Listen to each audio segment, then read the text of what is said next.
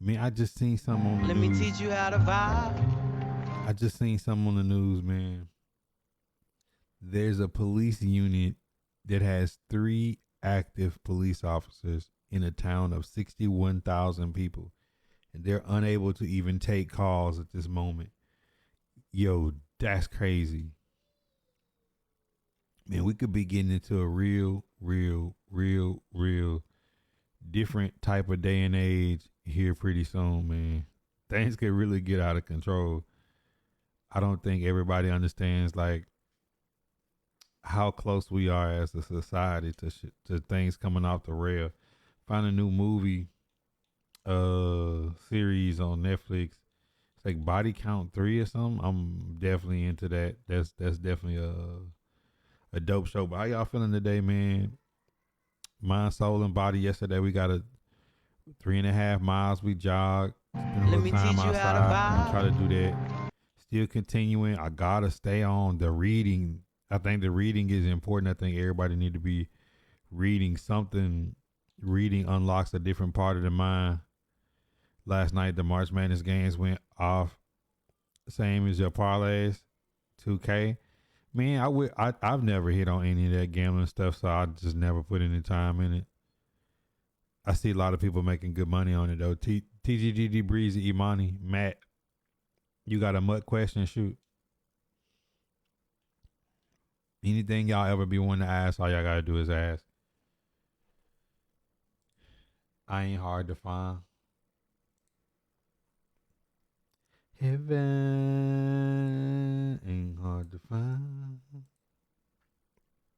Why can people use multiple Bo Jackson on offense, but I can't do it? Because he's a specific type of player.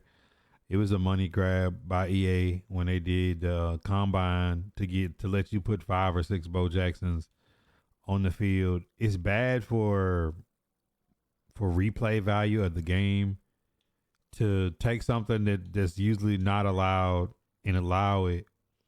And it's not so bad that it's multiple Bo Jacksons that have discounted abilities and they're all 99 speed. It's the fact that they all have pre-lit X factors and the Bo Let Jackson me teach you quarterback how to plays better than vibe. all the other quarterbacks. The Bo Jackson running back is probably the best running back. Bo Jackson tight end can do things and split out at wide receiver and catch bubble screens and can never be tackled. The Bo Jackson D lineman can stop the run, catch passes, guard people out the backfield. It's just really cheesy. You know what I'm saying? Because, you know, we like to be playing a simulation football, but in reality right now, it's not simulation football. It's Let something me else. teach you And how to vibe. I honestly don't think many people enjoy it. They said King Henry. Bo Jackson is a Let me hack teach you for how to sure. Ski Yee vibe. was popping cool. Nehemiah, chronic fan. Boney, what up? Mm-mm-mm. Yo, needs to happen. We are in the fourth turn of the world. I mean, reason why, like, Let me teach you how to vibe. I'm a Dick Gregory fan. I'm not sure if a lot of y'all are familiar with Dick Gregory. Rich, Smoothie, what up? Let me teach you how to But vibe. Dick Gregory, Let me teach you how to he spoke to it, vibe. before he passed away. I used to watch all his lectures, and he was like, "The world we live in, Let whether me teach you how to we're silent vibe. about it, whether we're loud about it, whether we do something about it, or whether we don't, we'll all take part in the world in which we live, all the good parts and all the bads. A lot of people across the world has been displaced, has been hungry, has been abused, have been raped and pillaged. And when it's our turn, that because dynasties don't last forever. I mean, the Roman dynasty, you go back into, and this is just this space and time of human evolution, right? It don't matter how big the empire is. At some point, Babylon gonna fall, and Babylon has many names.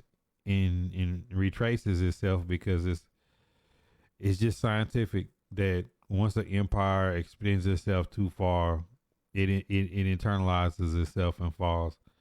So when our nation falls and catastrophe happen, you know, Dick Gregory said he'll look up and say, "What took you so long?" Because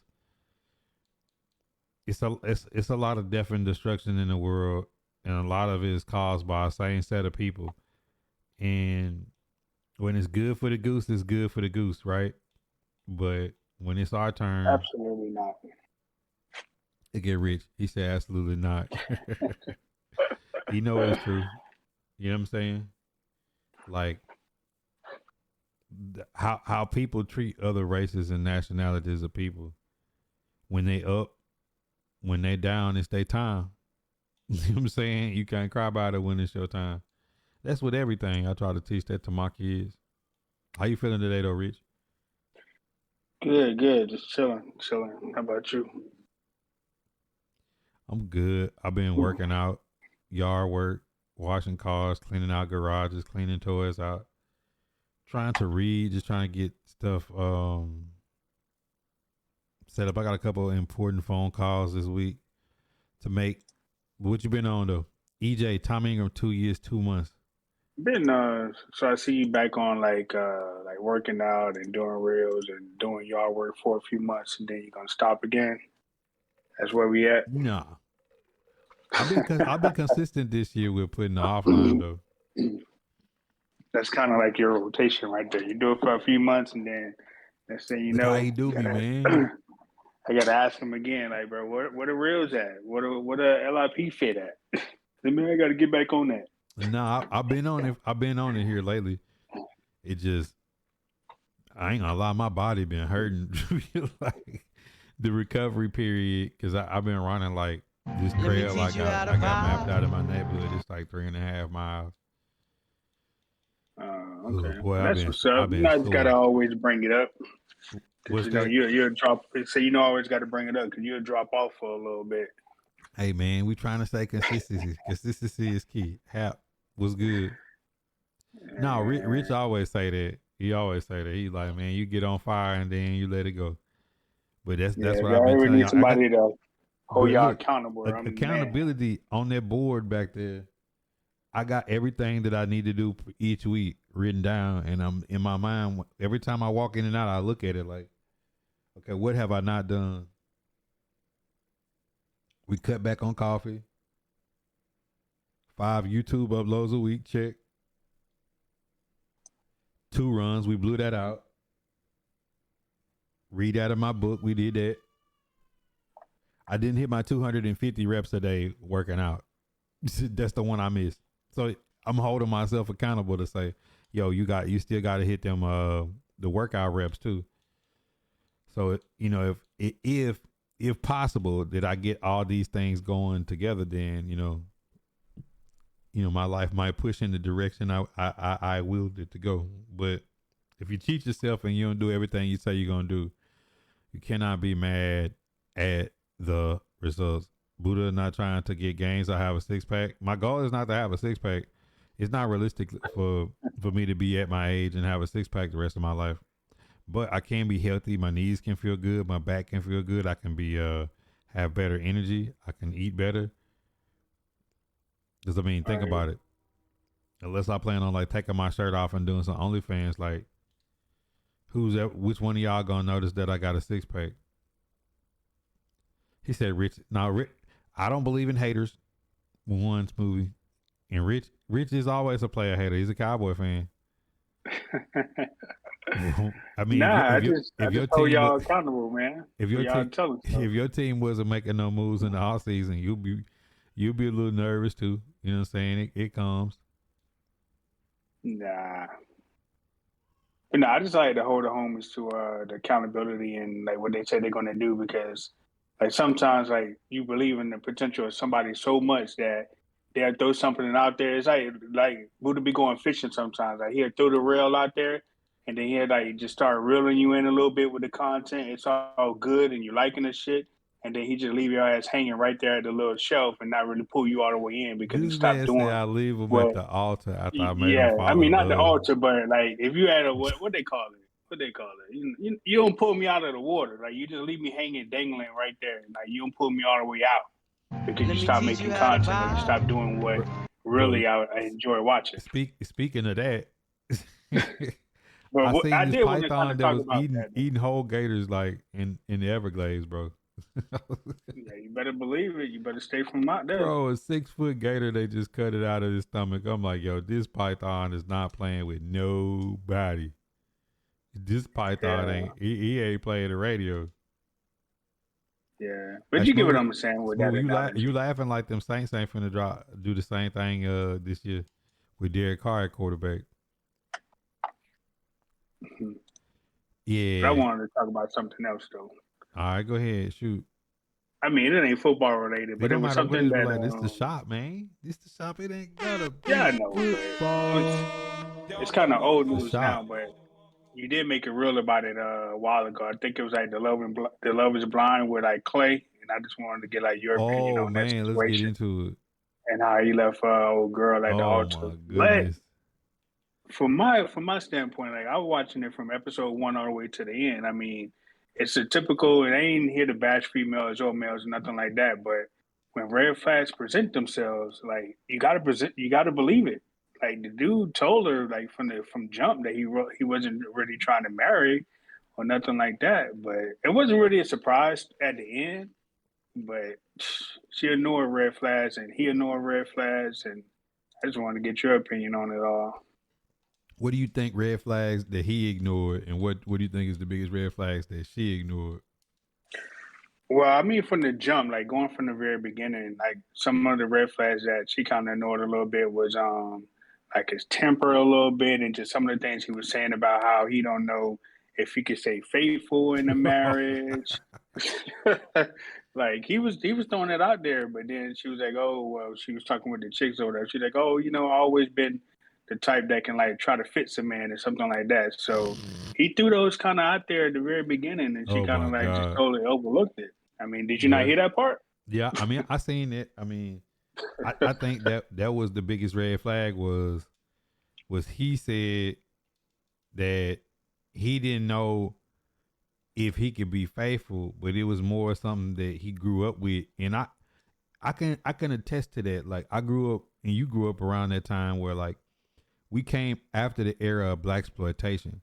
The cool thing to be was the hustler or the pimp, the dude with the Cadillac hopping out with the fresh clothes and fresh suit with all the women on his arm.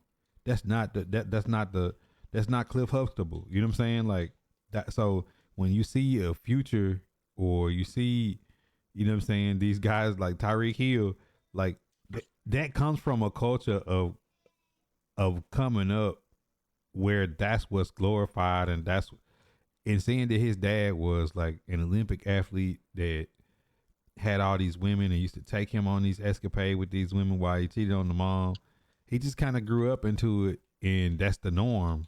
Is you're an athlete, you good, you got your body in shape, you got your fresh haircut, fresh clothes, white teeth. You know what I'm saying? And you finna finesse all the females. Pause. You know what I'm saying? Like you gonna be him. And in the Right. situation for her is here's this guy who's visibly everything I want, but the character of him, he's telling me I'm not who I think he is. My only problem with it is they're there for the experiment. He's there to try to see if he can change and be married. She's there to try to see if she can change and be married. These shows Let me got to teach do a you how better to job of vibe. finding people who've already been through those questions and are actually ready to be married. From Love Is Blind to Married at First Sight, every season I Facts. see people who don't know if they're ready to be married on these shows. And they get matched with somebody who's ready to be married at all costs. Right. You know what I'm And even saying? like, I'm glad you brought that up with Married at First Sight because I've been watching the season of that as well, and it's a shame that all those couples are not Let even me like teach you how wanting to to be married vibe. and looking at it from the female standpoint. If you watch the show or not, all the females actually want to be married, but the dudes on that show have question marks and they don't even know that they want to be married themselves. And like you said, with a show like this, like Love Is Blind and Married at First Sight, the whole process and intention is for you guys to be married.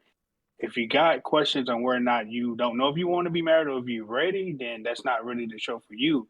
And to me, Clay probably should have grew up a little bit and like not use that as a cop out to not marry the girl. Because to me, at the end, that was a total cop out to be like, oh, I don't know the examples of my father and what happened. Yeah, Like, I'm still he did. traumatized by that. He hit Like, him bro, with the that's a sins of fucking the cop father. out. Yeah, like grow up, bro. Like go talk to somebody about that shit. It's like, bro, you just want to continue to spin around the block and just be friends with benefits and shit like that. You weren't really trying to marry the chick because you use that as a cop out. Like, come on, man. Like, if anything, and he kind of said it Let like me towards the teach end, you he how was to like, you know what? vibe. What my father did, like that pretty much showed me of what not to do or what I don't want to be in a marriage. I'm like, bro, that's like when you grow up and you hit maturity, whatever your parents or whatever situation you saw happen, you use as an example of what not to do in future situations. Like, bro, that's a cop out. Like, you went over there and played with that girl. Like, yeah, she ignored all your red flags and shit like that. But bro, you just played with that girl face. Yeah, It was funny, but he he fucked it really up. did. But this my thing. This is a conspiracy theory that me and my wife came up with. We think they purposely do Let that me to teach you see how to how good they vibe. are at matchmaking or how good they are at counseling. Can they talk somebody into staying married or being married who don't want to be married, or people who are on opposite ends of the spectrum? And this is not a defense or an excuse, but I think our society, women don't want nice guys, right? Guys Right. say they want this girl who's committed to them and ready to follow, and they get it, and it's not a challenge. So it's like the question always is like, why do guys go after thoughts? But it's like the thought is a challenge. It's exciting. It's like, Yeah, I mean, I it's think she definitely messed up when she said that she tested him out. You know what that yeah. meant. But That I'm like, oh, that was your mistake right there, that homegirl. that was a mistake. Because see, that's the thing is like, if a guy is a quote unquote good guy, he's gonna get played on. So naturally, these guys take most guys take the stance of saying, "Well, I don't want to be the nice guy because nice guys finish last," and then these women feel like they can fix the bad guy, and they spend their whole life trying to fix the guy that don't want to be fixed, and guys spend their whole life trying to save the woman who don't want to be saved. You know what I'm saying? It's Right. like, don't save her. She don't want to be saved. But it's And true. again, he was like, "What do you look like?" And then she was like, "Well, this is a show about Love Is Blind. Why you worry about what I look like?" Mm, Like red flag. bars. Like, But like it was a trip though to watch the story unfold, because for half a second there, I was like, he gonna marry her and try it. For half a second, I was thinking, yo, D'Angelo going crazy, Derek going crazy, Dragon Stickers in the chat. I was Let me thinking teach you that how to he was gonna vibe. try it, and then at the last second when he said body, when she came out, that's not what you want to hear as a woman. You come right. down the altar, you want to hear him say you beautiful, you're stunning, you're these. He said body, which just told me one thing: Let me teach you S how to E vibe. X. That's all you can think about with her. And it's the thing of this modern civilization we live in, where this culture, bro, has no value on longevity, no value on relationships. People throw relationships away. People are nearsighted on, short sighted on perspective, and I just got a Right. Let me problem with teach you those how to shows that vibe. can't weed out guys that are coming there clearly for to be known. Right. And They're I think clearly like coming she on there to probably be could have did known. a yeah, she probably could have did a better job of like I'm not saying that she should be ashamed of like her body and what she got or whatever, but she used that to an advantage to like keep him interested like the whole show anyway, because that's really what it was all about from when they went on the honeymoon, the bathing Yo, suit and stuff like 1,400, that. Like 200. it was just it was just crazy to see, man. Like I wasn't really too shocked that he said no at the end, but then I was like you said, I thought he was really going to just say yes just to say it Yeah. for the show purposes. But here's the other part of it. Here's the other part of it. Let me teach you how to Is that vibe. better than if he gets with her and he does cheat? Or here's the other side of it. When I see these shows and I see these people match, what if he goes through the rest of his life, the next 5 or 10 years, and visually, because we both know what we talking about. Some people get offended by it, but let's say he meets some more of like what he's used to dating, Mm, and it doesn't work out, and he has a hard time. He'll be sitting thinking like, that's something I'll probably never get again, is a woman that'll give me a fair shot. You see what I'm saying? right. Because we all go through that. It's like you got, on one hand, as much of the challenge that you want, sometimes you bite off more than you can chew. You like, wait a minute. Let me teach you how to vibe. Yo, like hey, look, I went from path of little to no resistance to Let this me teach is you how the to vibe. Ho Chi Minh and the Vietnamese, the Viet Cong, and we in the Yeah. jungle. Well, And I I don't think know she where was they at. just desperate, though. I think she was desperate from the jump to make sure that someone picked her and to make sure that she was able to get married. Because you remember Matt as well. Matthew was in there running Yeah. game. Like, he was one of my favorite people on the show, bro. Like, he had game, but I just think she wanted it Cam. too bad, and I felt that she was desperate from jump. So I think that kind of hurt her a little bit too, because she was willing to settle on anything, and I can sense that. Yeah, So it was some crazy couples. Like the funniest part when they brought Buddy on there, he was like, I ain't gonna he wasn't expecting them to ask him about yeah, yeah, I'm not here to uh answer the all the stuff questions. he did. Like you was already in love before you came on the show. Then you told the girl you loved her when you came on the show, and you told her you loved her when you left. He just didn't have no answers. He was just so lost and so stuck. But I appreciate the fact that he Yeah. was like, look, I was bad. I was toxic. I'm sorry. Like I came on here for all the wrong reasons. Ain't no way of me trying to duck it. Like it is what it is. But I also feel like the show does that for ratings. And somebody, Yeah. them people will probably be mad, but I feel like they do that for ratings. Sometimes you see odd couples and you like, man, why they put these two together? We know this finna be a crash and burn situation. Cause on one hand, you had Clay telling AD no, right? But still want to remain the image that he was a good guy and he didn't just do it for like shallow reasons. And then you remember the season where Chris was with the girl and it was a similar situation and he had like the baby mama on the side. He bought the Mercedes for and he was like a preacher. Like dude was doing wild and hard. Mm. I could see the potential of their relationship being like that if he stayed. So it sounds tough, Let but me it's teach you almost how to like vibe. she needed to not be with him because he wasn't sold on her. But at the same time, she don't need to let that jade her for the rest of her life and make her this bitter woman that like it's hard to love. If you know what I'm saying. It's a Now, lot of which women which out there couple that's you talking hard to about? love. Which one you was talking about?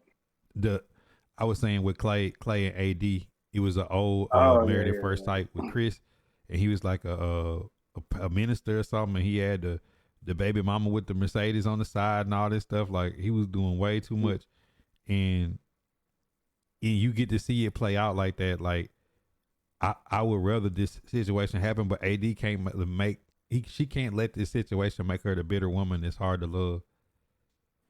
Yeah, but you can tell though that she went through something like that before, where she gave another man her all, and he played on her face again. So she's been through that. So it's wild. And what do you think about that other couple, Brittany and Ken, the principal, the other black dude?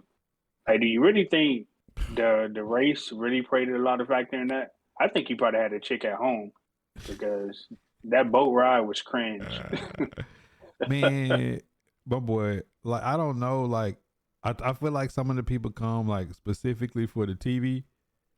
Mm, You know what I'm saying? And then they get there, and then the pressure of just picking Let me somebody on the teach you how show. to vibe. yeah, I think that's the creepy part is like, and then like the experiment, I think would be different if they didn't walk out and all get to see who they missed on. They got to stop doing that. I don't know if you agree. Like when they have the mixer after everybody pick, and then this guy get to come out and see the girl who visually looked like what he normally used to dating, and then look at the one they picked who is like personality wise what they want. You know what I'm saying? It's like, Oh, okay. don't Yeah, dangle the yeah. carrot in front of the horse because he like, ooh, like, I don't know. You know what I'm saying? Because the dude that got with the girl in the middle of the night and stayed out to like 5 a.m. or whatever, clearly the girl that he wound up being with in the end was the one that he wanted all along once he seen him. Because you can't deny like looking at somebody and like, oh, you know what I'm saying? Like I get the Right. understanding of they trying to get people to match personality wise, but reality is if you see something and it don't look like what you want, like that season on Married at First Sight when the girl said all I care about is pretty teeth and they gave her the dude with the messed up teeth. It's like she didn't even want to get married on the spot because they playing with her. Why do that to him and why do that to her? Because they want to see if she can get over the teeth. So you're gonna ruin two people's experience because you want to see if she can get over the teeth. I mean, I think it may be time to like cancel like both shows because they've been in cycle for a little bit. So like I said, people go on there and play around and it doesn't really turn out to be what it should be because in the current season of Married at First Sight, it's only just one couple that's even together out of like 5 or 6. And like they just keep going and on and on. I'm like, man, this ain't even really serving its purpose no more. Nah, it ain't. So, It don't look like they even want to be there. You know what I'm saying? And then Right. too, I used to joke with my wife. I'm like, man, dude picked something and it ain't what he used to. And then Viviana come bouncing in there. You know what I'm saying? Like she come in there with the yoga fit on, the perfect teeth, teaching them about, you know what I'm saying, intimacy and stuff, man. Dudes be glowing looking at her. I'm like, man, stop doing it. You know what I'm saying? Like you Yeah. gotta, I think it's some part to it. I'm not a person that feels like a person looking for looks is shallow. That's honesty. Mhm. Like attraction begins the initiation of two people to be in a relationship. Yo, what up? You know what I'm saying? Like Right. the first thing that you do is not shallow. Is when you look across the room when you make eye contact with somebody and y'all both feeling each other. That's where it starts. Then after that is does our personalities and our lifestyles match? And then once y'all get together, all of that is going to change. Then another thing me that teach you I how to don't like that vibe. they do, but it's part of the show, is I'm a firm believer that when you get in a relationship, introducing the person you dating to your friends and family too soon can ruin everything. Oh yeah, 100%. Because for one, your friends and family know you better and longer than the person you dating. They're going to be protective. They're going to be judgmental. And what happens when Rich meets this girl on the show and goes and tells his family, hey, this is an amazing, beautiful girl I've met.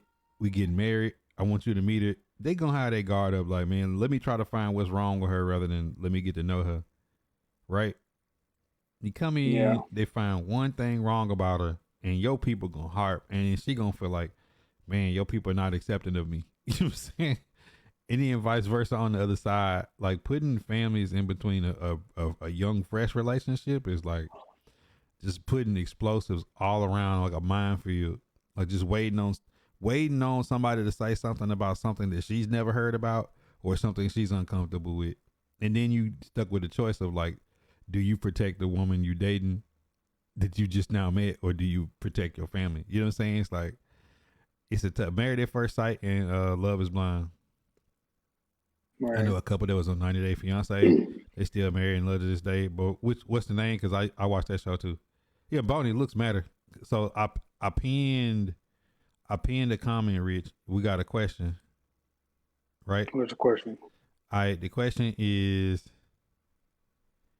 what do you think about women who use their looks or their body a lot? Let me go back to the. He said, "How do you feel about girls using the body to an advantage?"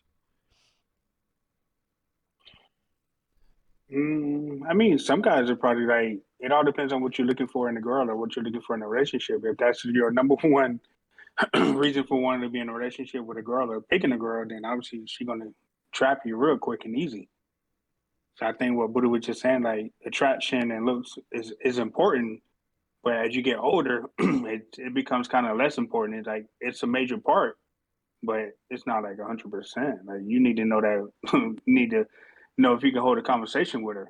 You know what I'm saying? So Yeah. like you look good, but I can't talk to your ass, or you can't hold a conversation, but you look good.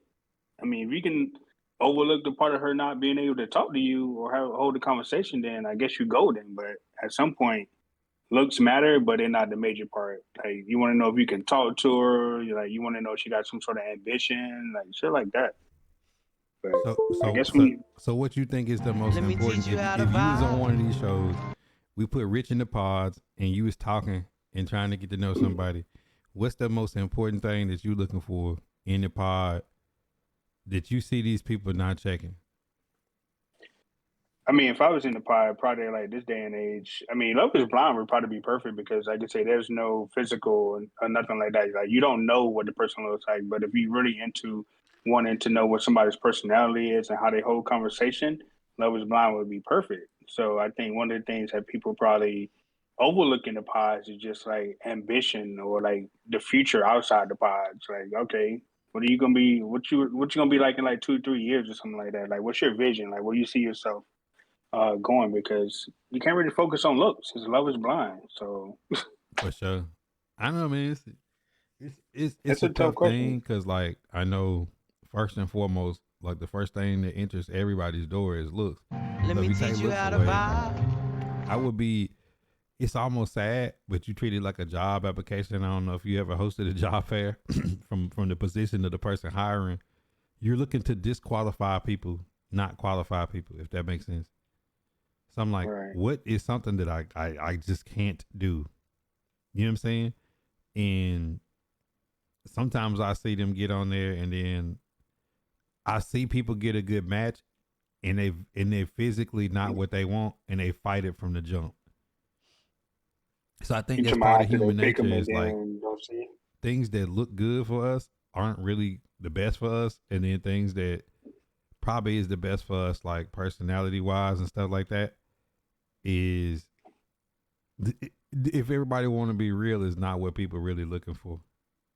Because Right. And I think I asked this question like, and this turned to another conversation I had, and I seen Trap Nerd had posted about it. A man could be everything that a woman wants mentally, physically, spiritually, the way he treats her, the way the energy is. If he's not at a certain financial level, it's all for nothing, right? Because the first thing is like you go back to animalistic tendencies is like security and protection. But then again, if a man has all the security and protection financially, you know, in that regard, all the other things that would normally be important is no longer important.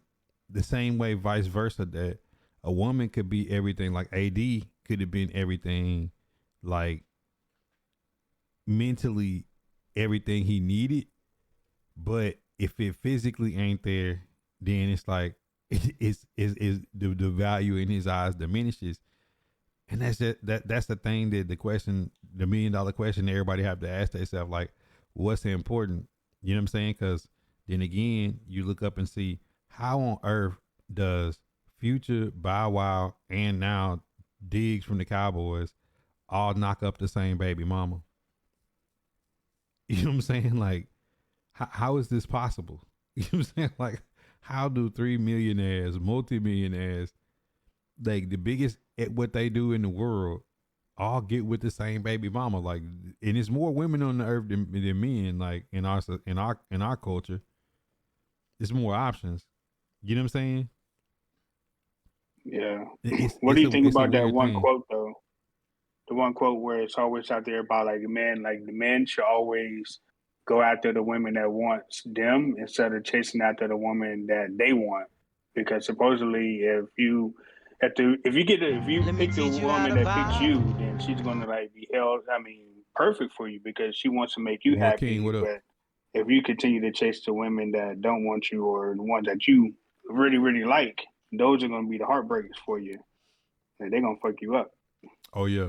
Hey, listen. The boy Boney said If she looked good, I put up with a lot more. That's natural, and then vice versa. Women put up with a lot, just like AD was saying. He's what I want in that aspect. I'm gonna fix him. Some things ain't meant to be fixed. You know, I used to say, like, when I was younger, I used to call it the fun while it lasted. It could be the coldest, the sexiest, the most fun. They're gonna drink what you drink, listen to what you listen to, gonna look. It's got to be a moment in time. It was fun while it lasted, and when it's time to break, you got to get out, because it is gonna be a crash and burn. Because those girls that's like that, they know what they doing. It's temporary. You know what I'm saying? Like it's no longevity to it. And where does the rubber and the road meet? And I think that's what these shows are trying to find out. I feel like it's a scientific experiment. They wouldn't use the word experiment if they wasn't trying to use this for some financial gain somewhere in the future. It's like the Black Mirror show where you get your match and you go through these like hundreds and thousands of realities until under all circumstances you still stay with this person, and that's how they find a match. I don't know if y'all seen the episode, but I feel like that's what they're trying to do, is find scientifically where does the rubber and the road meet between looks, sex appeal, and then personality and compatibility. Like what's the ratio of I'm willing to put up with some bullshit because she look a certain way, or ooh girl, he's smashing me the certain way, I give up this. And we see it in our society, because when you watch them Basketball Wives and Hip Hop Wives and all that, I mean, if a dude got money, they putting up with everything. Or if a girl got that body and she got that thing, he gonna let her do a lot more stuff than let her cross the line and the threshold. The reality is, you push back the spectrum, Rich. You push back some of the sex appeal and the looks, and then there's a gray area of, okay, she fine, but she still listen. She still, pays attention, is into me. And then it crosses the threshold to she wash your dirty drawers, Rich, but you ain't really interested in her. You know what I'm saying? Like there's a gray area, and like the hardest part about long-term relationships and marriages is people change throughout that process, because the person that you met ain't the same person once you had kids, ain't the same person once that kid get a little older, ain't the same person once some stuff didn't happen in families or jobs or work or stress. And people change throughout time, and trying to stay in that gray area throughout all that process of, you ain't the same Rich you was 10 years ago. You ain't the same Rich you was 5 years ago. Hell, you not the same Rich you was last year. And that scale moving, because the scale moves. Because I said this the other day, but me and my wife was talking about what she was talking about it, and we had a conversation about the Tia Tamara. I don't know which one of them, and the husband and the people in the comments were saying that he lacks ambition. I'm like, this dude been in 70 TV shows and movies. Like, what else he need to do? You know what I'm saying? Like that's a lot of work in Hollywood. And he's like, well, I was like, it could just be that he ain't the same person that she met 15 years ago, and she ain't the same. You know what I'm saying? Like, it could just be they've changed and they've reached the threshold of where they're not attracted anymore, or they're not compatible in that gray area. And I think you have to constantly do stuff to try to test it and see. Well, you also got to think though, like however long they was married, like you can't be the same person that you was when you first started getting married. Like if you're the same person that you are in 10 years later, you still had the same person. Like something's wrong. Like over time, you should change. You should want something different. Maybe that ambition, like you said, did kind of like decline a little bit because the work ethic ain't really there or nothing like that. Because hell, I don't think I seen her in any new movies or any new TV shows. So what No. is she doing? But see, You the know what I'm excuse would saying? be, well, she's a woman and she's a mother now, like, and yeah, he's a father. Yeah. Like, what are we Yeah. talking about? And the biggest change in all relationships is normally kids. Mm-hmm. Like once you have kids, that change a lot. Like it don't matter what your ambition is, what your drive is. Once you Trash, have a EJ. kid, and those first 2-3 years, probably 2 through 5, like you're a changed person. Like you really Yeah. are. They change you a lot. Like you're not doing the same thing that you used to do because you got a lack of sleep. You gotta be daddy or you gotta be mommy and shit like that for the next 2 to 3 years. So your ambition, of course, going to change unless you're just going to be like a part-time parent. So of course he changed over the course of the years. I mean, Yeah, what do you part time expect? period. Yeah, part-time parent. You know. That's why a lot of times I don't like to have conversations, deep conversations with people who don't have kids. And it ain't no disrespect. It's just to say like, if you ain't never like, people can talk about relationships, but let you have to do something like let's use my schedule as an example. She wakes up, get my daughter ready for school. I'm I'm making sure the young baby don't wake up early. I come, Mhm. take her to school. I come back, my little baby's up. Who's gonna feed her? Who's gonna try to get her to potty train? She might have a work call. I might have a call. I might need to be getting ready for the stream, whatever's going on. That's an exchange. We got a little time in there to talk breakfast, you know what I'm saying? Drink coffee, kind of wrap over the day. What we gonna do? We both working. Baby could be cutting up. Maybe the baby's affecting me. Maybe the baby's affecting her. Maybe we go to daycare. We got an issue at daycare. One of us got to go deal with it because you know what I'm saying? Because like pre-COVID, my other daughter was in daycare, so that was like I would take her, but then I'd be at work. She might have to if she gets sick or something like it's a lot of that Let go me on. teach you So how to then vibe. while we doing our thing, we still have to have some level of communication about okay, how's the day going? Because a single person is just good morning, have a good day at work. Hey, how's your lunch break? I'm on lunch break. What you doing? How's the day going? We've had a lot of things happen between the time we woke up and lunch. Then after lunch, it starts, okay, my daughter got to be picked up from school. Somebody got to be in the pickup line. Okay. Well, all right, you got to do some stuff for work. Let me take the baby with me. I'm in the car. Maybe I need to make some calls. I need to do something. But the baby in the car cutting up. Maybe she's not behaving today. To get my daughter from school. Maybe my daughter had an issue at school. Maybe something happened. Maybe I need to talk to her teacher or a counselor or whatever. You see what I'm saying? Something happened on the Right. playground. Or she had struggled with, it could be anything, right? So we're on Right. the way home. Maybe my daughter is hungry. Hmm. Maybe stop and get like a lot happens. We get home. Maybe my youngest daughter want to stay outside and play. Oh, I got stuff to do. But cool, let's do it. You got that going on. You go inside.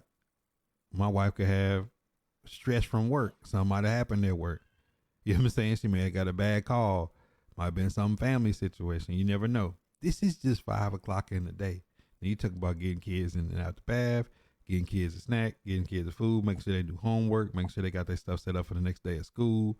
You know what I'm saying? Kid don't want to take a bath. Kid want to play. It's like you wind up having might spank somebody. Kid might get sick. All these things. Okay. Kid sleep. Put him in the bed. I come in. I'm streaming. All that's still on me. And then we might be texting. We might be talking. We might have a conversation. It's a lot that go on through the day, and that changes the nature of your relationship because you have to run the ship. The business of the family starts superseding the relationship at some point. Up until, Right. like you said, and I'm glad you said their age, like that two to five, that 2 to 6 range is basically to the point that they get in school age. Now, both your kids in school age. It's not a Right. conversation of like who's changing the diaper or who's waking up because the baby woke up in the middle of the night or this kid couldn't sleep. They both can brush their teeth. They both can get in the bathtub. They both can feed themselves.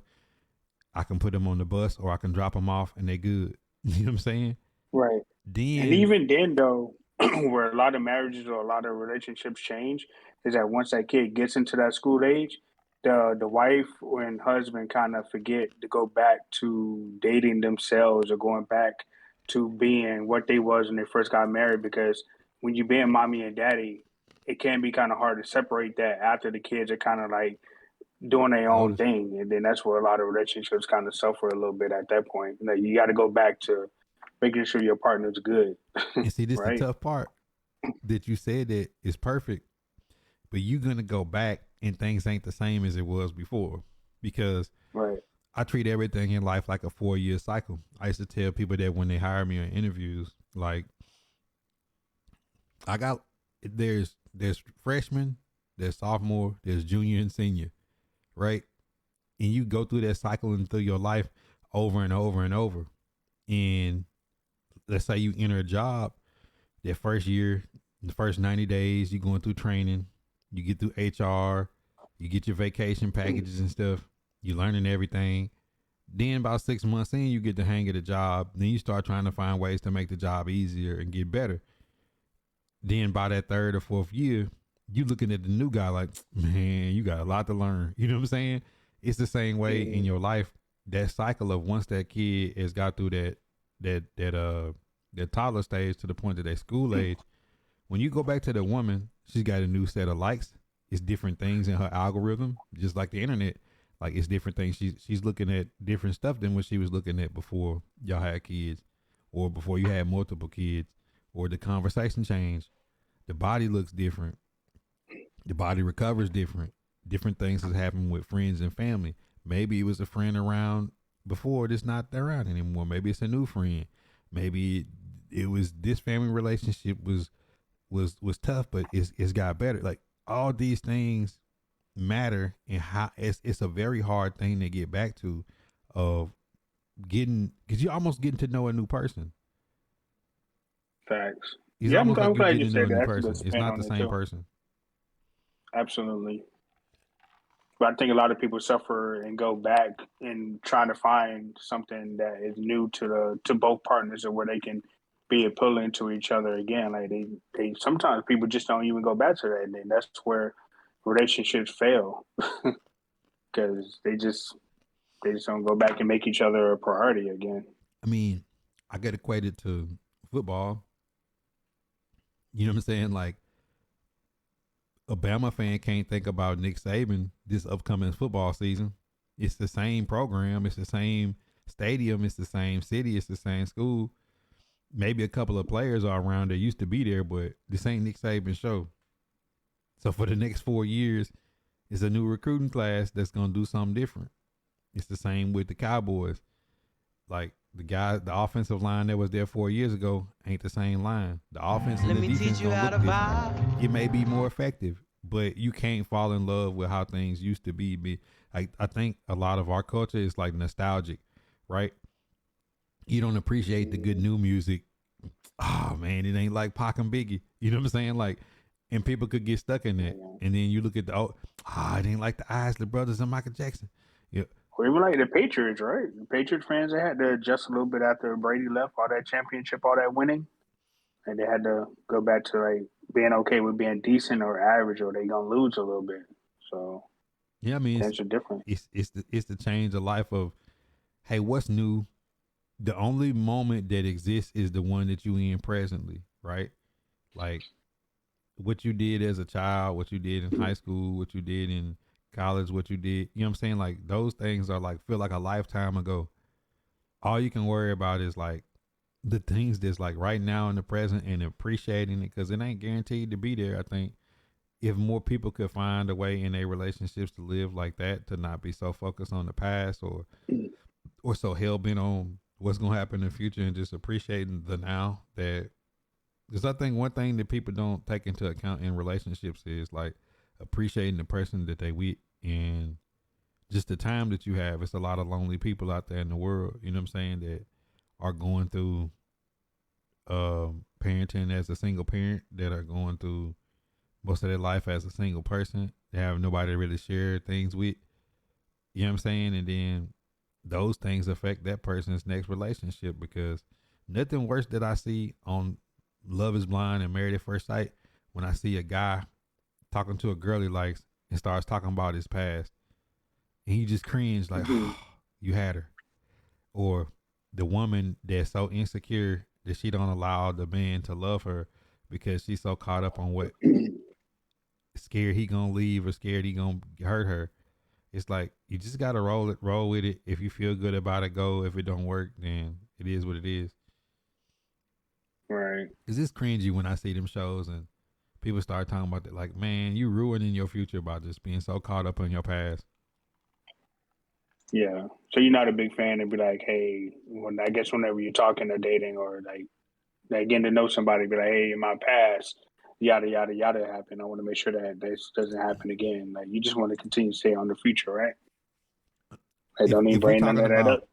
the past as who you are as a person and what molded you into being the person, like the history of you. Like I'm a buff for history. Like I love history repeats itself. But if I get in the car and a woman is talking about her ex so much, I'm instantly turned off. Oh yeah, 100%. And it's dudes that do that too. That yeah, man, the last girl. Oh my God, stop talking about her. You know what I'm saying? Because like comparison is the biggest thief of joy, right? So you got somebody and you met somebody who's everything the other person wasn't, and all you do is talk about that person. Like how is that beneficial to self? How is that beneficial to the growth of the relationship you in now? It's Right. actually not. 100%. Yeah, people should get a clean slate. That's why, my motto, Rich, is 1-to-1. When I meet somebody, I however I meet a person, I'm gonna give everybody the fair. I trust you and don't trust you. I believe you and I don't believe you. I'm gonna give you the 1-to-1. Like I'm not gonna judge you based off of anything else. I'm gonna just say like what I know from this person is from what I know of that person since I've met them and what they got going on right now. What they show me is who they is. I'm not gonna hold nothing over their head. All right. You know what I'm saying? Because what's worse than like a guy dogging out his baby mama or a baby mama dogging out her baby daddy? At one point, that was the best thing you ever had in your life. You know what I'm saying? It was the one thing that you couldn't live without. You crash out behind it. So it's like, don't dog something out once it's not around you or no Let me longer in teach your you how life to and no longer vibe. serving you. You know what I'm saying? Like, I hate that. Yeah. With the passion, I hate that. It's tough. True. So, I think one thing that people don't do enough of, Rich, and you be joking with me about it, but it's like people have to prepare to be in a good relationship. People have to prepare for success in something they're about to do. You know what I'm saying? Like if a boxer getting ready to fight, he just because he's a good boxer, don't just jump in and fight. He probably got a 6-week workup to that fight, and his training determine his level of success on that fight night. A soldier that's getting deployed probably works up for 9 to 18 months before they get deployed. They've been trained. They've been trained in an area that's got the same climate. They don't know where they're going, but they've been trained in the right climate with the right type of gun and weaponry, with reconnaissance on what they're gonna do when they get there. Let So me it's teach just you like how to muscle memory. vibe. Once you get there, you're just in a different place. I don't think enough people would do that with relationships. Is you can't come into a relationship with some toxic fling you got going on currently, because it's just gonna like spill into something good. Like you got to get yourself right. You know what I'm saying? Get yourself together, and then enter into the situation. But Rich, we're not gonna be extreme like some of these internet women that think. I seen the thing where the woman said like, if the guy ain't making $100,000 a year, he shouldn't date. I was like, what world we live in where a person need to make 6 figures to even go on a date? Like, Right. that's another sick part of the culture that puts they put money before anything. And the reality Yeah. is, even whether a person has money or not, I know some people that make a lot of money that's broke mentally and actually broke. I know some people that make little to no money but live a good life because they have their life balanced out. You know what I'm saying? It just, the things that Right. are important might not be so important to this one person.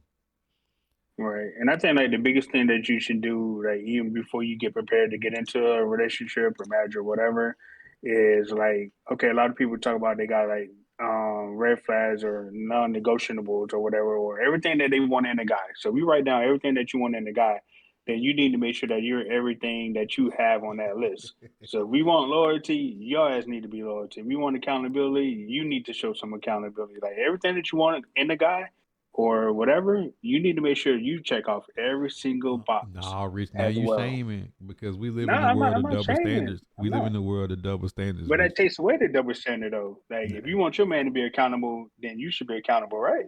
Look. Don't let the facts get in the way, Rich. You're being a 100% logical and reasonable, but we live in a society where if you, Rich, was to get in the gym, and I be saying you do your gym routine and you work out Mm-hmm. and you get in shape and you ain't got no gut, no dad bod, you know what I'm saying? Where the t-shirt fit good, the jeans fit good, you fit in all your pants. It's body shaming if you tell somebody that's overweight, hey, I spent the last 6 months not dating anybody, working out and dieting, so I could live a better life when I meet somebody that my health is not an issue when I date somebody, right? You're Right. But shaming. that's a preference, though. You're Like, I may shaming be in now, the Rich. gym, Hold on, but no, I we may in be woke in the culture. gym, You but that don't shaming. necessarily mean that I want somebody or that I would just totally just like, nah, I don't like you because you ain't in the gym like me. I can overlook some shit like that. Like, she ain't got to be fit like me, or she ain't got to have like the daily fitness or want to go to the gym like me. Like, I can overlook that shit. No, we talking about defensive end, Rich. A right guard. You shaming Rich, and you shallow, and that's all men care about is looks. If you say that, Not even like looks or personality. Like, nah. all I'm right. So just saying. then you have then you have the other side of that. That is that is your preference to say what you like, but Let me teach you how it's to a double vibe. standard because they could turn around and say, "Oh, he ain't got enough muscles. He ain't got enough money. This broke, whack ass nigga." Da, da, da, And da. that's cool too. And you just like, and you be like, "Wow, like how does this work?" You know what I'm saying? Like, it could dog out. They could dog out a man any kind of way they want. You know what I'm saying? But a man's body shaming is this type of shaming, is that type of shaming. Like, good God, bro. Like, it's a literal preference on what you like and don't like. So if you go in Chick-fil-A and you say, I'd rather have a sandwich, I ain't really crazy about nuggets. Oh, you shaming nuggets now? Like, that's how it feels. Like, no, I just like sandwiches. Nah, I know what it is. You don't like all these nuggets. You know what I'm saying? It's like, I just like sandwiches. I want pickles and bread, and it's easier for me to eat in the car. I don't need sauce. Like, nah, you old chicken nugget shamer. It's just like, Right. Right. oh I mean, my I God, get it. I get it. I get it. it's tough, man. Like, I don't know. I don't know necessarily, and I ain't crazy about all this like body alteration and stuff, body shaming, because you don't want to date What nobody you with got an against altered her body. though? But you're right though, 100%. Like a lot of people go into these things and not mentally prepared. And Clay was the prime example of that because he brought up his past traumas with his dad and stuff like that. So he wasn't ready to get over that He before he wasn't went on ready. that show. So he should have known that and stayed the hell off that damn show. But he did use it as a cop out at the end because that's just terrible. Hey, That was terrible. I got told something today by a coworker of mine about something like that. Our coworker, I was talking to her about being, people, men, in the men's perspective of being a real man. We think about being a real man by paying bills and also doing all this other stuff. But the one thing she told me, she was like, "What about being healed from, What a about lot of being wet? trauma? What about being healed from like a lot of trauma and stuff like that, and just like letting it go?" Like, what about that? Like, what, like, if us men, feel like we're like, we're real men and want to be healed from trauma, like we should be able to at least talk to that person and be able to let it go without any issue or without, getting mad at the fact of our past. Oh, I see. Let me be 100% honest with you. If ever you went through some trauma, you're not gonna be able to share that with your woman. You're gonna have to go to a licensed therapist and deal with it outside of her. It's in her nature. She's going to use it as a weapon of mass destruction against you at some point. And people can say, "Well, that's Absolute just the fact. wrong woman." No, all women, every woman is going to take that thing. They're gonna weaponize it. They're gonna put it inside of a fighter jet, and they're gonna drop it from the South China Sea, and it's gonna leave the Earth orbit and axis and spin around, and at the right time, it's gonna drop into your atmosphere and vaporize your city. Like it's going to happen. Like that's a no brainer. And the second part But of was it you is asking though? But wait, hold on. Before you get to the second part, but was you asking? Do you introduce your past traumas to your new chick? Let me teach you Is how that to what you're asking? vibe. Because I don't think you should. Because you shouldn't like bring that into that current situation unless you're already healed from it. Is that what you're asking?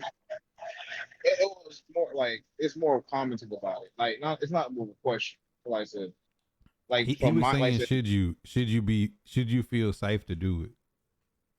it's based on what it is. But Like the if it's like, reality is you're not going to get to do that. yeah, You better off like dealing with. That's why I was saying you got to get yourself like pregame. You should see the therapist while you're not in a relationship. You should be over it. And when that person brings up something about trauma, you should literally say like, I never wanted to, but I went and got a therapist.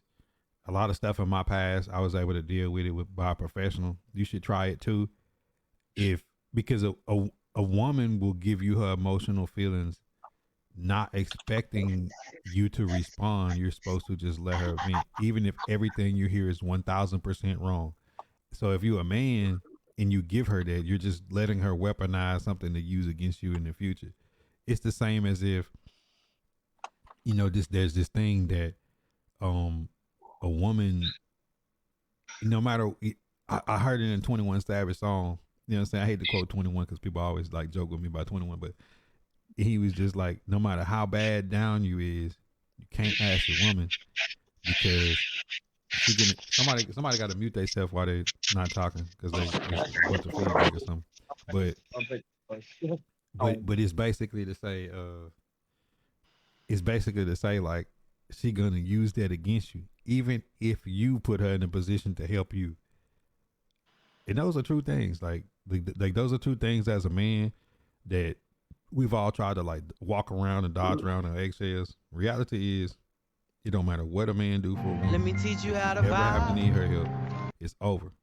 And if in the event of not over in the sense of like she do something, it's just natural for him to have less command or respect or control in the situation. Not saying he needs to control it, but far as how he'll be viewed and valued in our society, if a man does not take care of everything, he is devalued. And then we'll value the man that can take care of things in that sense at all times. Like never having a down point. And the thing about relationships, Loafing, is you could be dating a girl you with for 10 years and have a bad 3-month stretch in 10 years. That 3-month stretch is going to be way more visible than the other 9 years and 9 months that you had everything in control. That's why I say it'll be weaponized. Like you have Let me control teach of you your how to emotions. vibe. Like I don't know how old you are, Loafing. I'm 28. You 28. For 28 Yeah. years, you could have that 6-month stretch where you was going through a dark period will be the weaponized part of your life that will be used against you. Doesn't matter about your spiritual growth, your physical growth, your mental growth in all areas. People can only see that 6-month stretch, and that'll be the prefix of Loafing in his relationships. So that's why I think you shouldn't bring that in. You should deal with it and let it be dead, and don't come into the situation until you can get over it. Because the reality is, as much as she might care about you, the new woman does not care about the things that happen to you. That's not her fault. And she's not even gonna take accountability for the things that happen to you that is her fault. So I agree with you. That's why I get tired of like no matter if it's a man or like I said, both sides. Let me They be teach like, you how to oh, vibe. this triggered me, that triggered me. I'm like, talk to me, Bruno. well, I mean, why is it triggering you in the first place? Like it'd be like simple stuff for people. Like you'd be triggered by simple stuff. I'm just like, I would be confused. But I'll be back. I gotta take the bus. I'll be like it's back in 10 minutes. I'm going to house. I'm going to my house. For sure. I see Boney and Impulse in here. Rich, what you thought about that? Gang. Yeah, I had a question. I wanted to. I had a question too. I think Boney was in here before Love, but we let Boney go, then Impulse go. So my question is, what do you think about the idea that people are not prepared to deal with like the hard things that happen in a relationship? For example, I'm just use a personal example. I think like the first year I was married, me and my wife both lost our fathers like in the same year, and I Mm. feel like for a lot of people, something like that would completely tear their relationship apart. I think for most people. So, like, what do you think is the issue in society where we can't deal with each other and like other stuff that we go through to stay together? Mm. Rich, I don't know. That's a tough one. I kind of got the answer. That's why I was gonna let Rich go first. But to be honest with you, bro, that's what I was saying about when you first get in relationships, people should leave friends and family out of it because the reality is, and you meet that girl. Oh, hey y'all, I met this girl. In reality, hey y'all, I met the guy. I think they're gonna put an unfair expectation on you when they meet you, and you're gonna have that plus regular things in life is gonna happen on top of the traumas you already got, and it's natural that when you going through trauma, that you're gonna be a little irritated and less patient, and likewise the same because it's a stress test. But it just so happened it looked like in y'all situation, y'all stress test pushed y'all together because y'all linked on each other during that situation in a time of need where normally you probably calling your dad when you're going through a situation with your woman, and she might be calling her dad saying, hey dad, I'm dealing with this situation with this guy, like I want a man's perspective, and y'all both didn't have that, you know what I'm saying, both was taken away. Condolences. But that's the scary part of life is things are gonna happen that you can't control anyways, and the things you think you control, you really don't. You see what I'm saying? Like, you really don't. Like, and I think the understanding that these are things that's put in life to let you know you ain't in control, and all you can control is your reactions and your emotions. But imagine, Boney, imagine if you was in a bad mental state and that happened while you was dating her. It's probably not gonna work. Imagine if she was already in a bad emotional state of trauma and that happened. It's probably not gonna work. But if y'all both was able to deal with other things in life and come in with a fresh start and that happened, y'all level of maturity dealing with the situation, knowing that y'all both are probably the only people around y'all that understood what y'all was going through at the time, made it where it could work. Because you can't call nobody who parent hasn't passed and talk to them about how you felt. Y'all probably was able to communicate to each other and heal about how y'all felt because y'all both was going through the same thing. Y'all both could, you know what I'm saying? Like when something happened and you say, man, my condolences, I ain't got no words for you because you ain't been through the situation. Like y'all both was going through the same situation at the same time.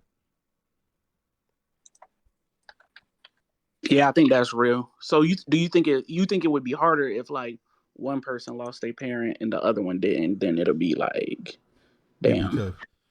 yeah. Because It like, would be tough for the other person to relate right, they couldn't relate to to how you at you all. feel. That's the same thing I say when I talk to somebody that don't have kids and they be, bro, until you have kids, like you ain't gonna be able to give me no advice on this situation because you don't know what it's like, and then once you do, the way that you approach life will be completely different. Like your perspective gonna change. Right. And on that point with the kids, I think even from when we talk about the monetary aspect of it, or like people talk about ambition, I used to drive trucks. So, but I had to take a step back from that, even though it's like a little loss of money to actually be there for my kids. So, like, I think people who don't have kids don't see that. They like, man, why would you leave this high paying job for a job where you make less? But it's like, in some ways, it's not worth it if you know what I'm saying, I'm only home 2 weekends a month. I see that totally different, but that's just me. Let's hear it. I mean, coming from a guy who's home about less than 2 weekends a month, the lifestyle that I'm trying to live or normalize or culturalize inside my house to make sacrifices. So would I like to be around more for certain events and certain things? Yes, but at the same time, if like I heard Lil Baby say, I'm always gonna have to work for the rest of my life, and I was like, what you mean, you rich? And he was like, I'm always around rich people, and they always working. So it's like I think too many people have latched on to this fake American dream diaspora, and they get comfortable inside certain pockets of the matrix instead of just like real life going for it. So this my question to that. When I see people that are really successful and their kids say, I wish I had my parents around more, it's a double-edged sword, because on one hand you want to provide and get them the life that you feel like they should have or you think they should have. The other hand is it all that comes with the cost of, it's a gray area. That's the gray area me and Rich was talking about. Is it's a fine line between providing and trying to give opportunity, or that time that you're not there and that causing a rift in the relationship between you and your kids and not being able to be hands on. I think some of that, not to cut you off, is inceptionalized through school, through generations, through lack of ambition, wholeheartedly, because like I understand and I sympathize. I come from the trenches. I come from the ghetto. Let me teach you how to Food vibe. stamps, government, all that. Yeah, but my family still lives somewhat of a decent life too. So it's like I can't really relate to some of my cousins and some of my friends, but some of my other friends who are well off, yeah, they probably like, I wish I had my family more, but we about to take spring break in XYZ.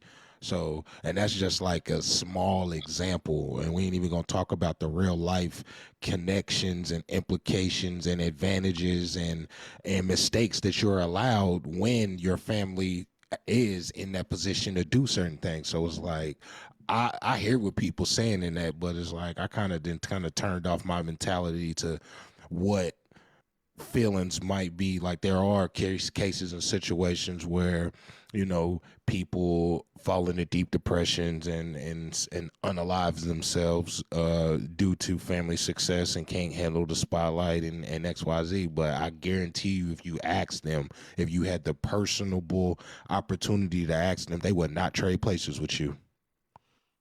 Can I speak on that for a second? Because you said lack of ambition.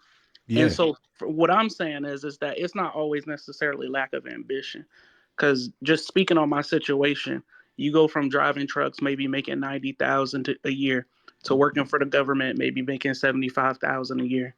But now you're like going back to school and you're getting your education. So it's like you can still seek ambition, but you just got to. But then that's like more of an investment than a step back. Like you're settling. That's more of an investment. But most people. But that's what I'm saying. You're reevaluating your situation based. So I'm talking about not, what I'm saying, going away from having ambition, not going away from making money, but you have to reprioritize, the way that you're doing these things, because there is a way for you to, advance your family and to build for the future and not be short-sighted where it's like, I have to be away from home all the time.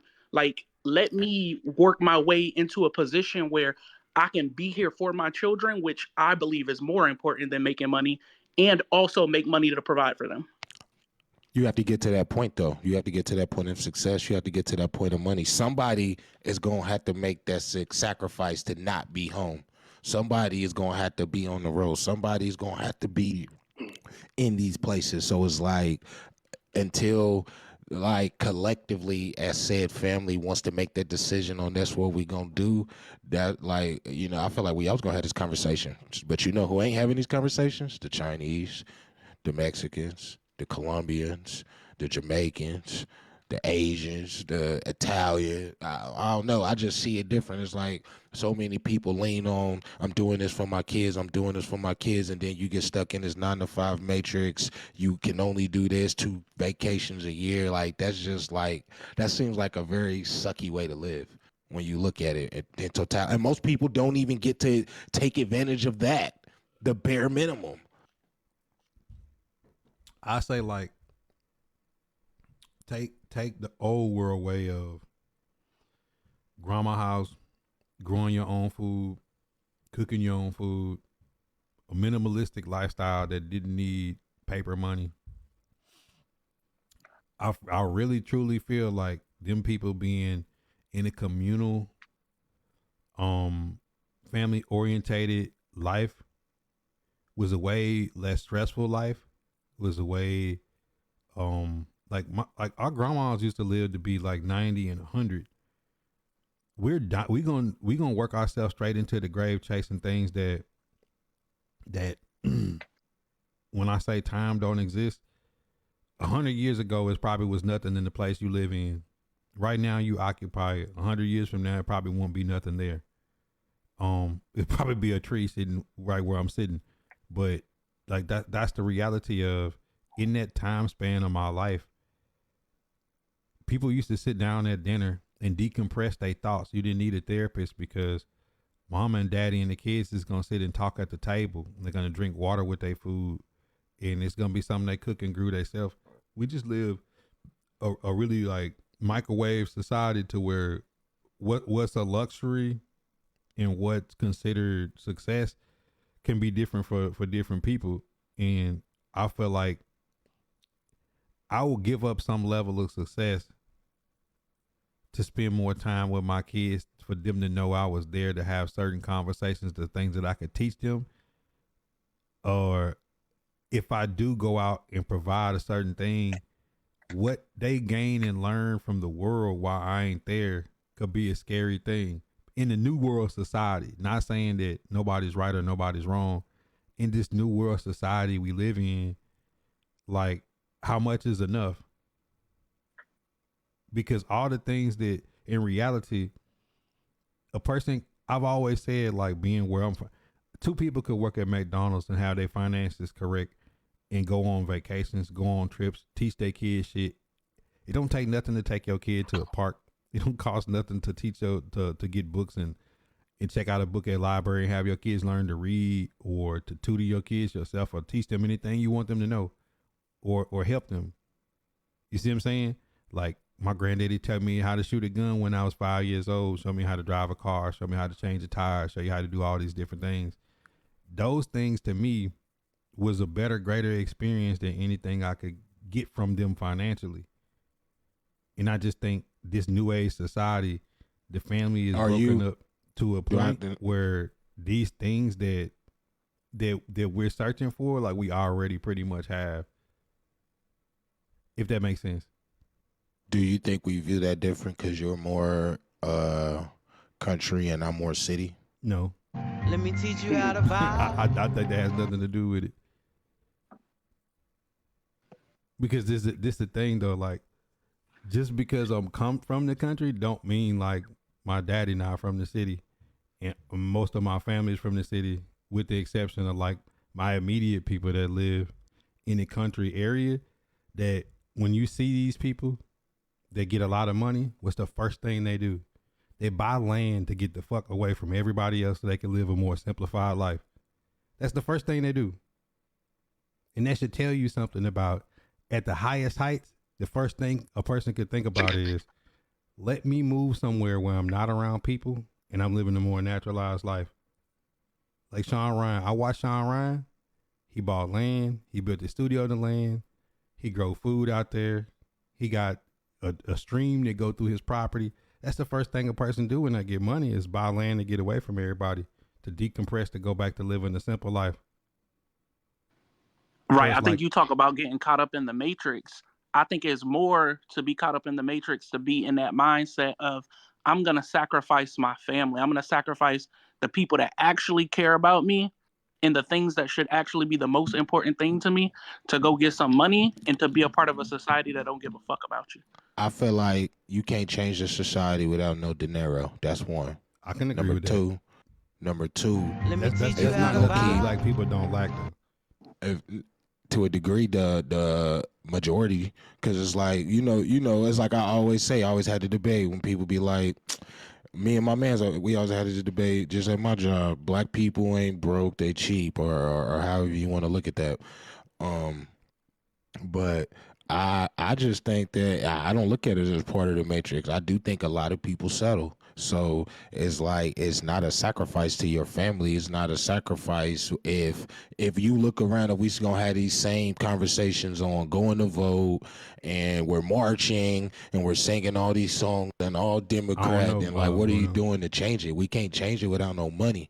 So it's like somebody got to be in the rooms, like as powerful families, as powerful namesakes. It can't just be the same. I don't even think we lack money though. I just think we lack. I mean, like we lack money compared to them. But this is my thing though. Like to answer that question that you threw out there, black people got something throughout slavery and coming out of slavery that nobody else had. We learned to live with nothing, and it was just family. And through these families grew communities. And all the rest of the world could wonder, how is these people still happy, still thriving, still doing everything they need to do if everything is stripped away from them? And the thing that they gave us that took that away was somebody else's dream of how our life should be like.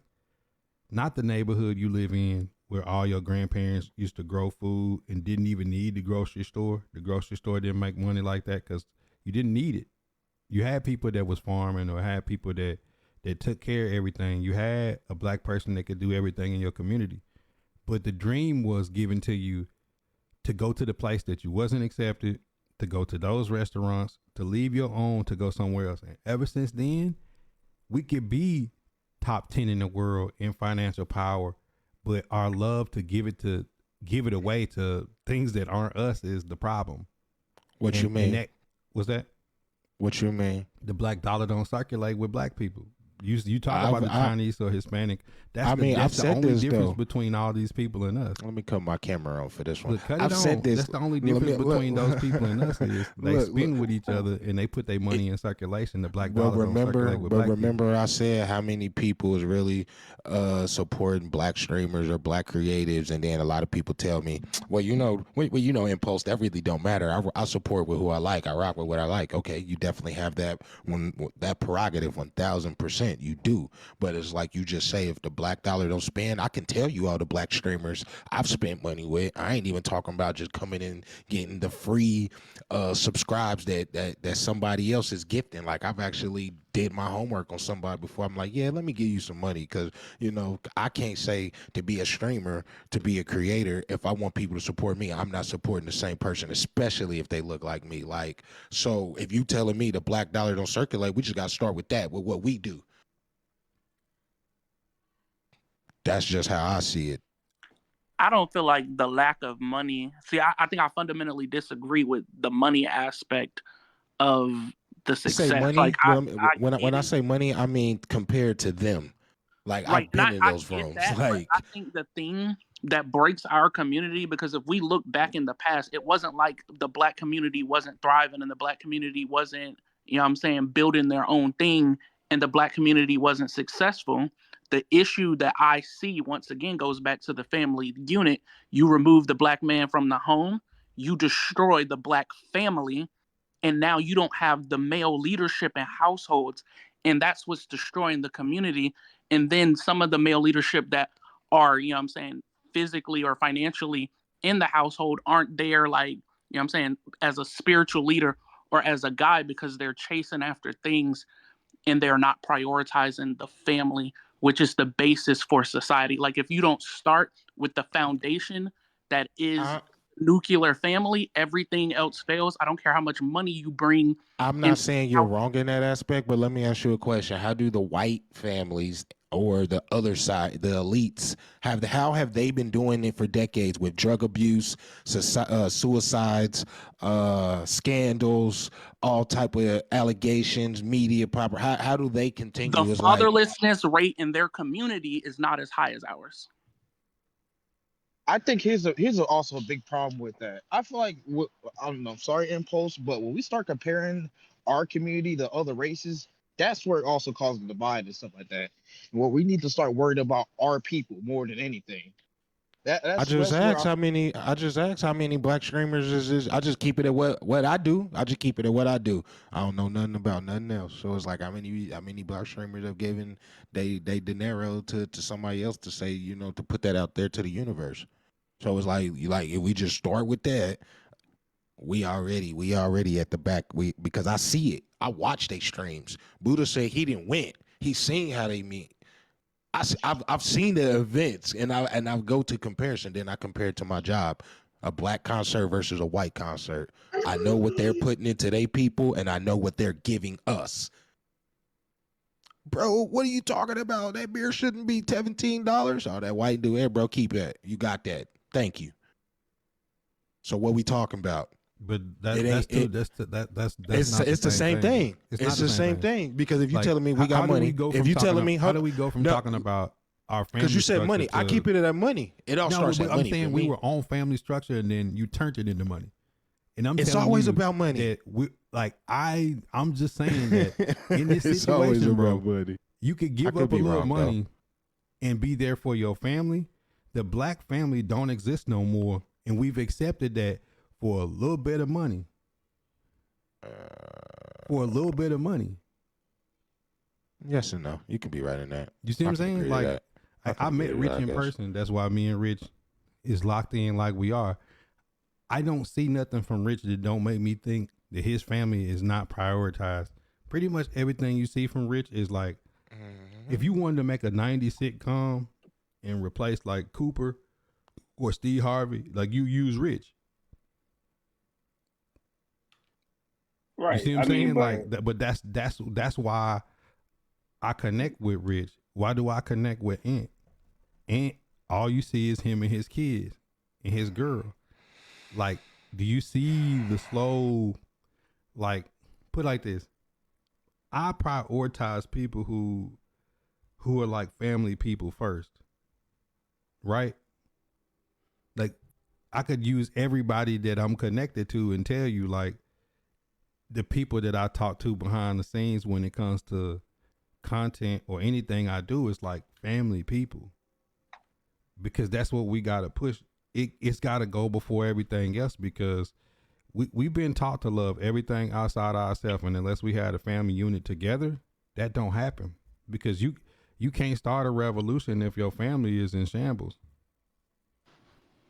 Because you hitting it right on the head, bro. Like, you gonna go fight the fight and then come home and then the house is gonna be on fire. It don't matter how big and nice that house was, it's on fire. You see what I'm saying? Like that's the sauce, and you know, it's like, imagine battling the world every day and then you come home to no support. That's crazy. But that's what we all do. It be like that sometimes, though. But I think that's a fake dream. It shouldn't be like that, though. What's the worst? It's a fake dream to think that your people will support you just because it's what you do. Hey, it ain't a fake dream for me because mine support me. So, hey, that's cool. Hey, but that ain't everybody reality. So it's like, that's not. I think what I'm speaking on is. I think what I speak on is more people reality than what y'all speaking on. Like that's ideally, that's what we want, but that's not what it is. So it's like, I don't know. I can see both sides of it for me, like, because I think Impulse's biggest common denominator is that a lot of this shit really takes sacrifice. And for me to even get to where I was today as Rich Black Man, the content creator, I did sacrifice a lot for the family, and I did miss birthdays, I did miss anniversaries and shit like that, because I felt that I needed to stream in order to get my family in the position that they are today. So I was willing to sacrifice that shit. And all I know is it's a sacrifice. Like, that all I know is if I look on his name on Facebook compared to my name, it's a couple badges on there. So he's saying sacrifice. So it's like, if you want certain success, you have to sacrifice. You have to. Like, that's like, and I don't think enough people, it ain't about not taking care of your family. It ain't about being a deadbeat dad. It ain't about none of that. It's like, I'll use me. You know what I'm saying? A lot of people didn't even take streaming seriously until I showed them I made $1. And they kind of still don't. But it's like, I gotta go make a big dollar, a big bag to show y'all like it's really, you know, I'm really about that. So I don't know. A lot of people really look at it totally different, and they say I want all my family to support me. I see the other side. I see Mr. Beast mom walking around the complex doing the numbers and woo woo woo. My mama could give two shits, and that's okay. But don't tell me that like it needs to be this way when the other side is maintaining and thriving without that. ideology and complex, and it ain't comparison. This one thing you gotta do is stop comparing black people to any other people. I don't look at race though, bro. I look at the I'm top saying, like. but you keep you above anybody else in the chat than said race more than anybody else. So I'm gonna help you out and say the only close comparison you could put like a black person to, you're gonna have to go in the Bible and catch people coming out of bondage. Like this is a unique situation that we've been stripped of everything that you could potentially be stripped of at only given basic human rights 60 years ago. Like literally to the day, 60 years ago. So in basically 2 generations, we can't compare ourselves to people who've been dominating teach you how to the vibe. known world for the last 5,000-6,000 years. Like it's not realistic. But realistic at the fundamental part of Let me teach you black how to vibe. community is suffering. But it starts in the home. If you don't take care of your home and the mental well-being and the physical well-being and the people inside your house, it spills out in the community, and that's everybody that's on this call or anybody listening. You see what I'm saying? Like it starts in your home. Like I can deal with my child, and then I have to deal with the kids in my daughter's classroom. And then that's the in my community, the people that's on my street in my neighborhood, the people that I know, the people that's in the stream, y'all. And then once we fix that, then we can worry about fixing the next level and the next level and the next level. These people are just already at that level and born into it. Cause it's a different set, and it's the Tupac shit. You know what I'm saying? Like we born with no legacy. We have nothing to put on top of what's already here. You see what I'm saying? Like we really starting from scratch. So where do you start? You start with the fundamental building blocks. And those fundamental building blocks, the biggest revolution that you could ever have is taking care of your family and making sure your family okay. And I understand the sacrifice that you saying, because I don't want you to feel like you misunderstood. Yes, we're going to have to sacrifice, but what is going to have to be sacrificed? Right. So, I let me feel ask like you though, I'm brother, not hold saying on. that you're not right in the sacrifice aspect. Like you You're definitely right. have to You're correct on sacrifice. sacrifice. Definitely. I'll say this, like I said, coming from a 2-parent household, but seeing a lot of like learning a lot about my parents and stuff like that. Now, yeah, I didn't get that much support, but the support that I did get and like this understanding that I did get, I did understand that they did make sacrifices for me and my siblings. It took a lot out of them. Bro, you like a blessed nigga though, like to grow up in a 2-parent household. I mean, I understand that, but there's people don't understand. There's also certain stuff that also happens. Like being the oldest kid, there's a lot of like. Funny enough, I talked to my sister about this just last night. She finally understood. Like I went through a lot of shit as the oldest kid. So You the biggest learning yeah, lesson. yeah. A So it's person like, don't know. Like, that's why I say a person life start when they have kids. Is it restart? Because your parents did like they didn't know until they dealt with it with you. Use the guinea pig, bro. It's okay. nah, What you about to say though, Rich?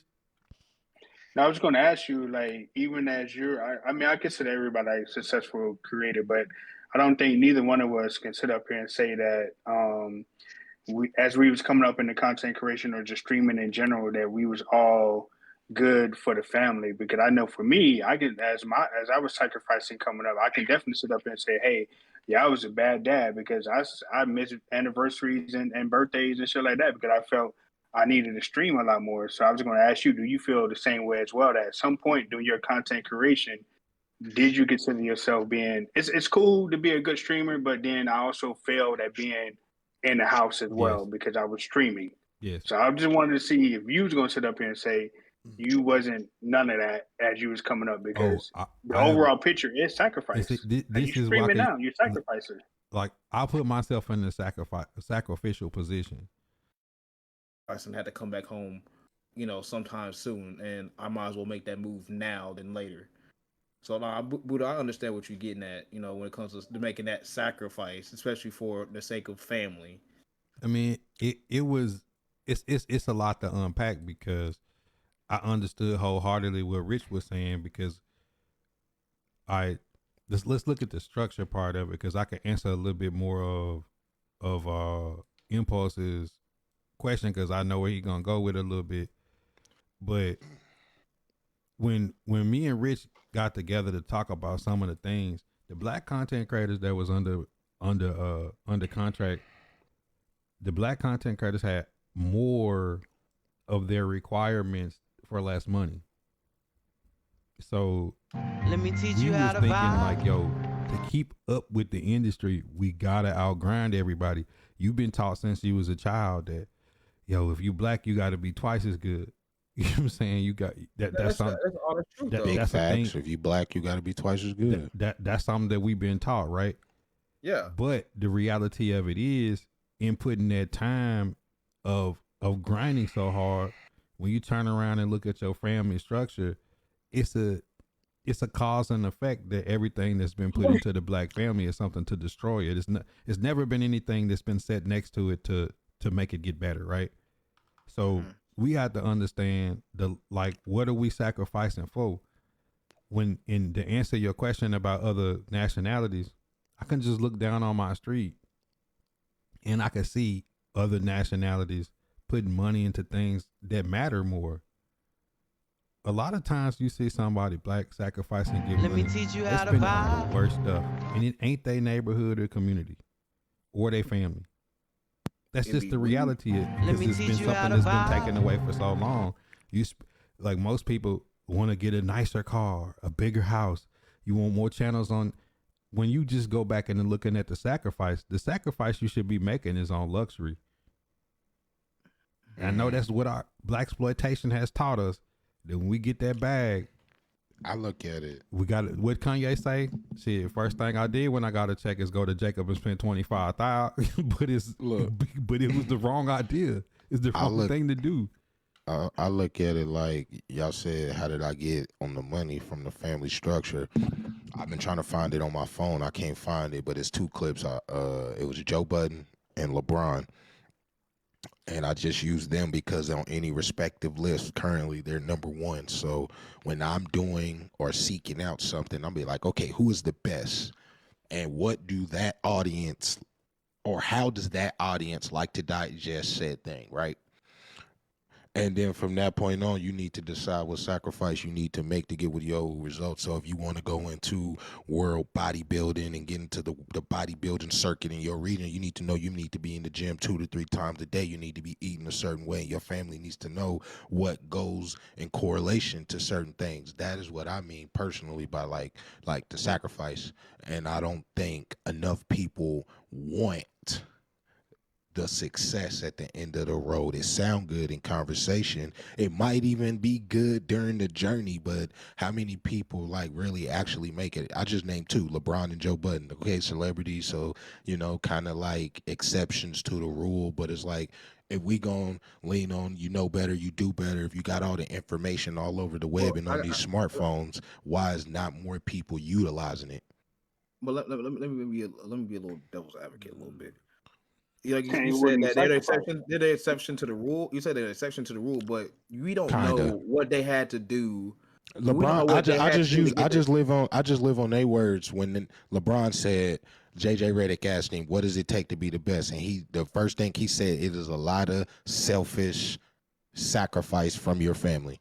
That's the first thing he said. Joe Budden, when he first had his baby a couple years ago, and he was getting into it with his baby moms on Love and Hip Hop at the time, and she was like, "Why you always work?" And he was like, "My life is so surrounded around this content thing." Yo, So in the only midst of with a the podcast gifted- breakup, in the midst of losing a Spotify deal, you still remain relevant and number one. You feel me? Like that obviously takes some level of talent. That obviously takes some level of determination. So it's like, what sacrifice are you gonna make to get that to said number one, or are we just doing it to be doing it as a hobby? Because when I do things, I like to win. I only see it as you winning I'm or glad you you said losing. LeBron though. But one thing that I love about LeBron, let's just use our community. I said this the other day. A lot of people don't like LeBron for him on the court. It's cool what he do in the court, but LeBron, the way he puts his family like in position to receive the blessings of his hard work. When you see LeBron, you see his kids. When you see LeBron, you see his family, and that's a product of him sacrificing a lot, but also at the same time understanding that men- that's the most important thing. Me When and my I lady see- was just And I think that in Kevin Durant is my favorite player. When I look and see him and he don't have kids, this might sound crazy, but it's literally a waste of resources for a young black kid to come out the gutter and be one of the richest people walking on the earth and not have a family. And that's how I got to understand LeVar Ball. People got mad at him for he's putting his kids out there, the brand and this. I'm like, he's really trying to put his kids up there to make sure they're good first, than more than anything. Simple as that. Me and my lady was just having this talk the other day, literally this same conversation. And I was like, I know for a fact a lot of this stuff that I'm selfish on, or I might be moody on, or, like I'm trying to figure it out. It would be a lot easier to digest with millions in the bank account, or you could do whatever you want to do. You know what I'm saying? Like that's the part that, like, realistically, like, we don't talk about. So, like, when people be like, why is it always money with you? Why is it always? Because that's literally what it comes down to. I think Buddha asked the question like about an hour ago. What's the answer? The answer is more. It's always more. Because you always have to redefine yourself. You always have to reinvent yourself. You always have to stay ahead of the curve. You always have to, upgrade something or advance something. So that is the answer. It's just like, that is the sacrifice too. If you want certain things, you get certain things. If you want great value, you get great value. That's just how I look at it. Well, let me ask a question. Are you going to sacrifice your happiness for all that? Happiness is temperamental. You seek joy. I would say this. My thing about it is if my family is the reason that I'm grinding and the reason that I'm going to get money each day, it would be foolish to sacrifice them for the money when they're the reason I'm grinding in the first place. So I'm saying there's no problem with sacrificing. But back to what Buddha said as far as like, what are you sacrificing though? Just make sure you aren't sacrificing the things that are truly important for the things that aren't important. That you truly cherish and everything. Like I said, you with you and your family, do you believe, like I said, you feel like that's your happiness, right?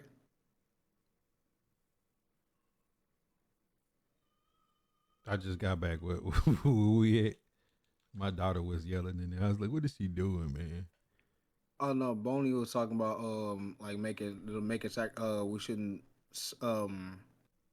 we shouldn't have to sacrifice, our family to grind and stuff grind and get to where we need to get at. I'm like, that's where I was like, I feel like that was like I said, that's why I said, like, are you going to sacrifice your happiness, like I said, of your family to get where you at? I feel like literally that's the better question, because I know what Rich is saying, I know what Impulse is saying, I know what Boney's saying. I know what Loaf. I see y'all all different perspectives. My lady is standing right. Look, my lady is standing right in front of me, cuz, and like sometimes, like, we'll just use the example of when I was in Buddha tournament, and I swear to God, I went to rewatch that motherfucker the other day because we've been kind of beefing, and I think in the background, if y'all really listen close, I said this will fucking never happen to Stone Mountain, and like, as I can laugh at that and y'all can laugh at that, it's like when we talk about sacrifice.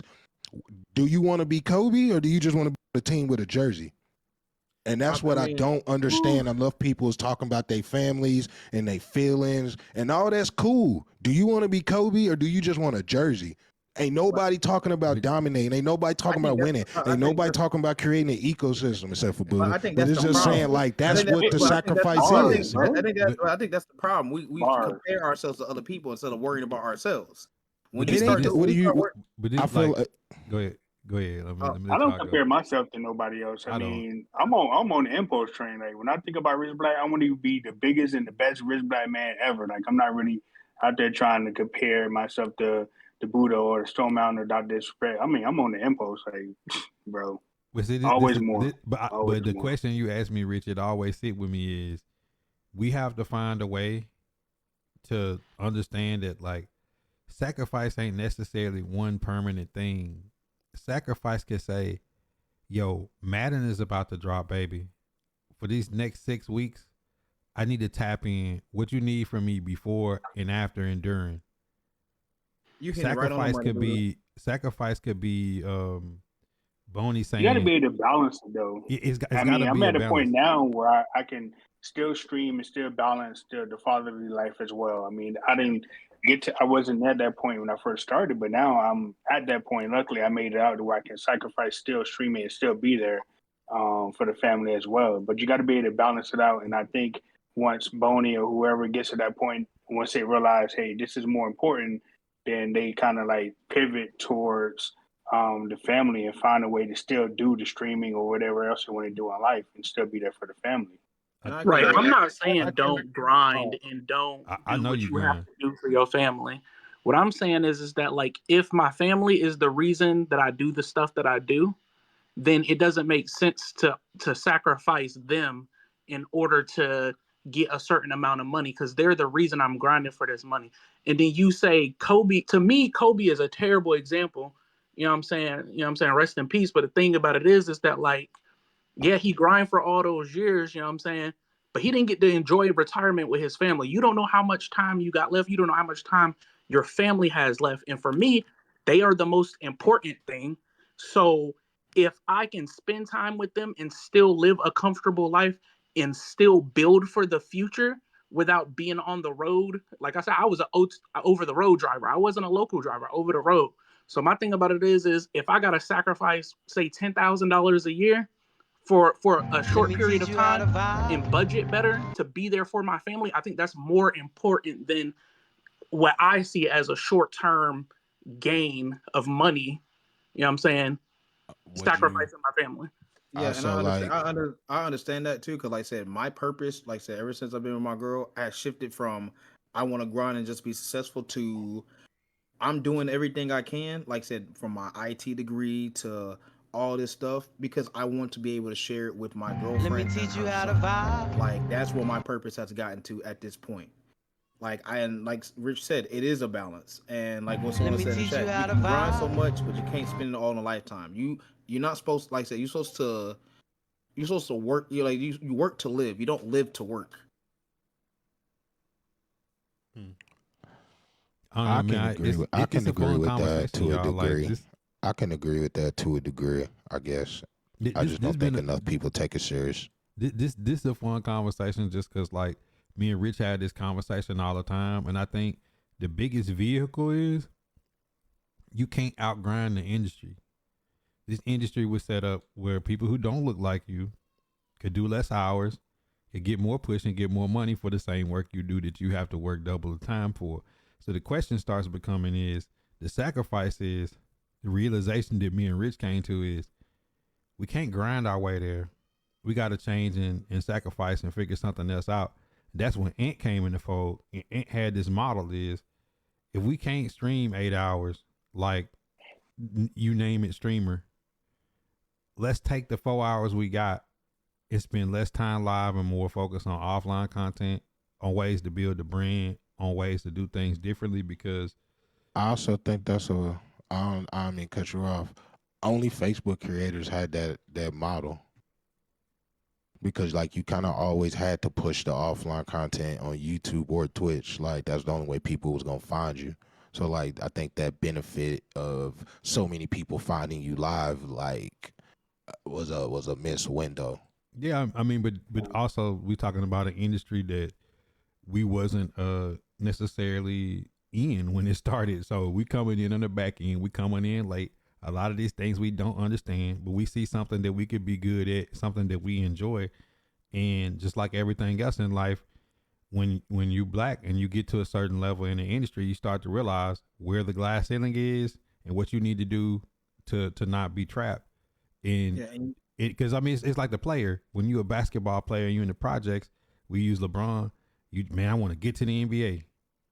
Then you get to the NBA and you like, damn, it's people that own this team I'm on that make billions of dollars off of me dunking every night. How do I get there? And I see where my ceiling is at. You see what I'm saying?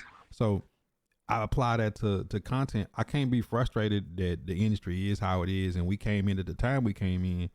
But the realization that you could be a 50-50, let me take away some of this live time. Let me get better at offline content. Let me learn it because I can't do nothing about when I came in or where I came. Let me figure out how to be sustainable to where if I need to get a job, I can still stream.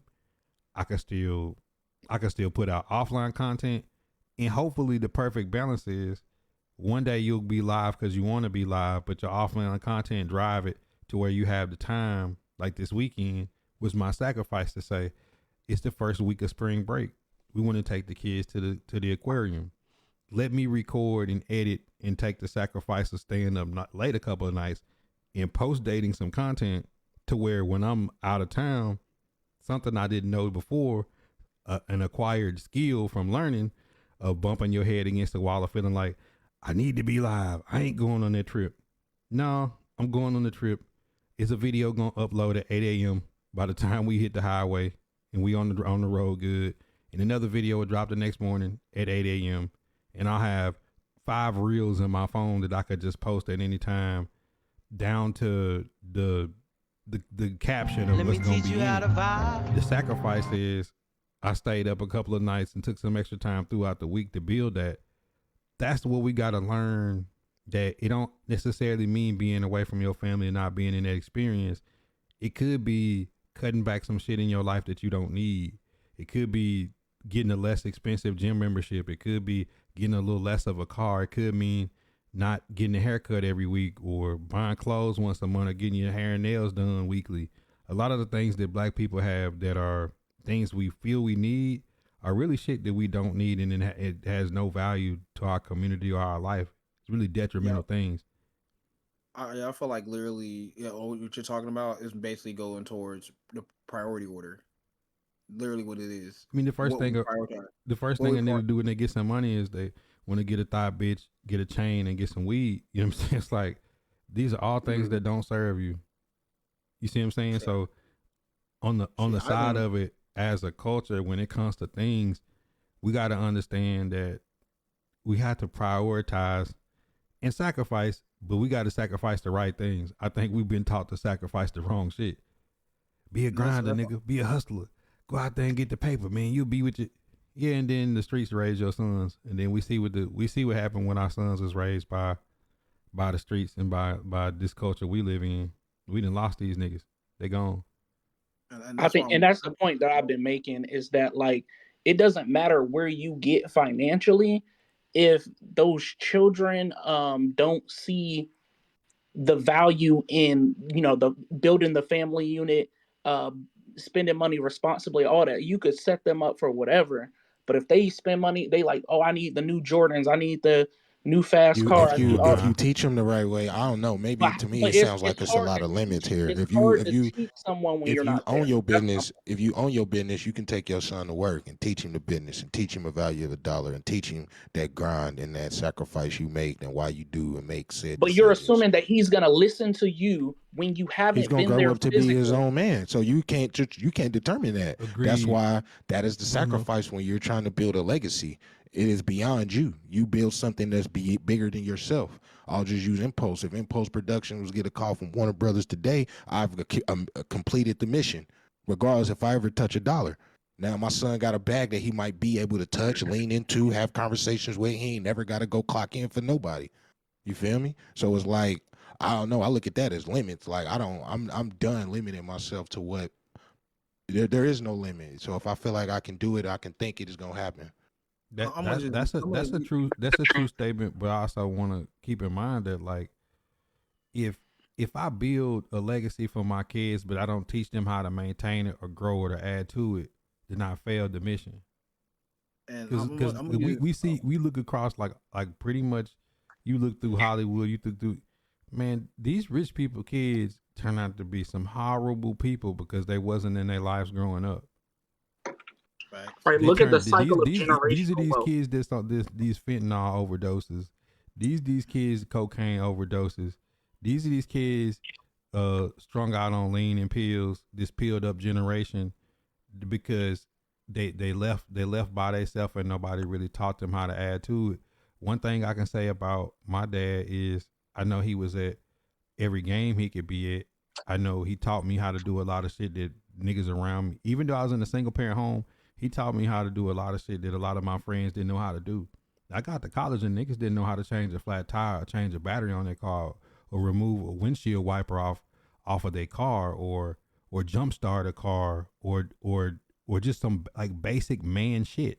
Like I know people on my street that don't know how to turn on a lawnmower and cut it. So a man can hop off a truck with a zero turn and just name their price. Like, does it matter that that person makes more money if they paying this nigga $100 a week to cut their grass? Like that extra money you making, like he's taking it right back cutting your grass every week. And the moment he stopped cutting your grass, you don't know how to cut it. So I think just the trade of like men being around men and having men in the household to teach a man how to be a man. You know what I'm saying? Like there's this part of our society that's missing, that there's no men in the community to teach men how to be men. And that's like, it don't matter how much paper you put in somebody's hand, if they ain't been taught how to be a man. You look on the internet and see a whole bunch of that.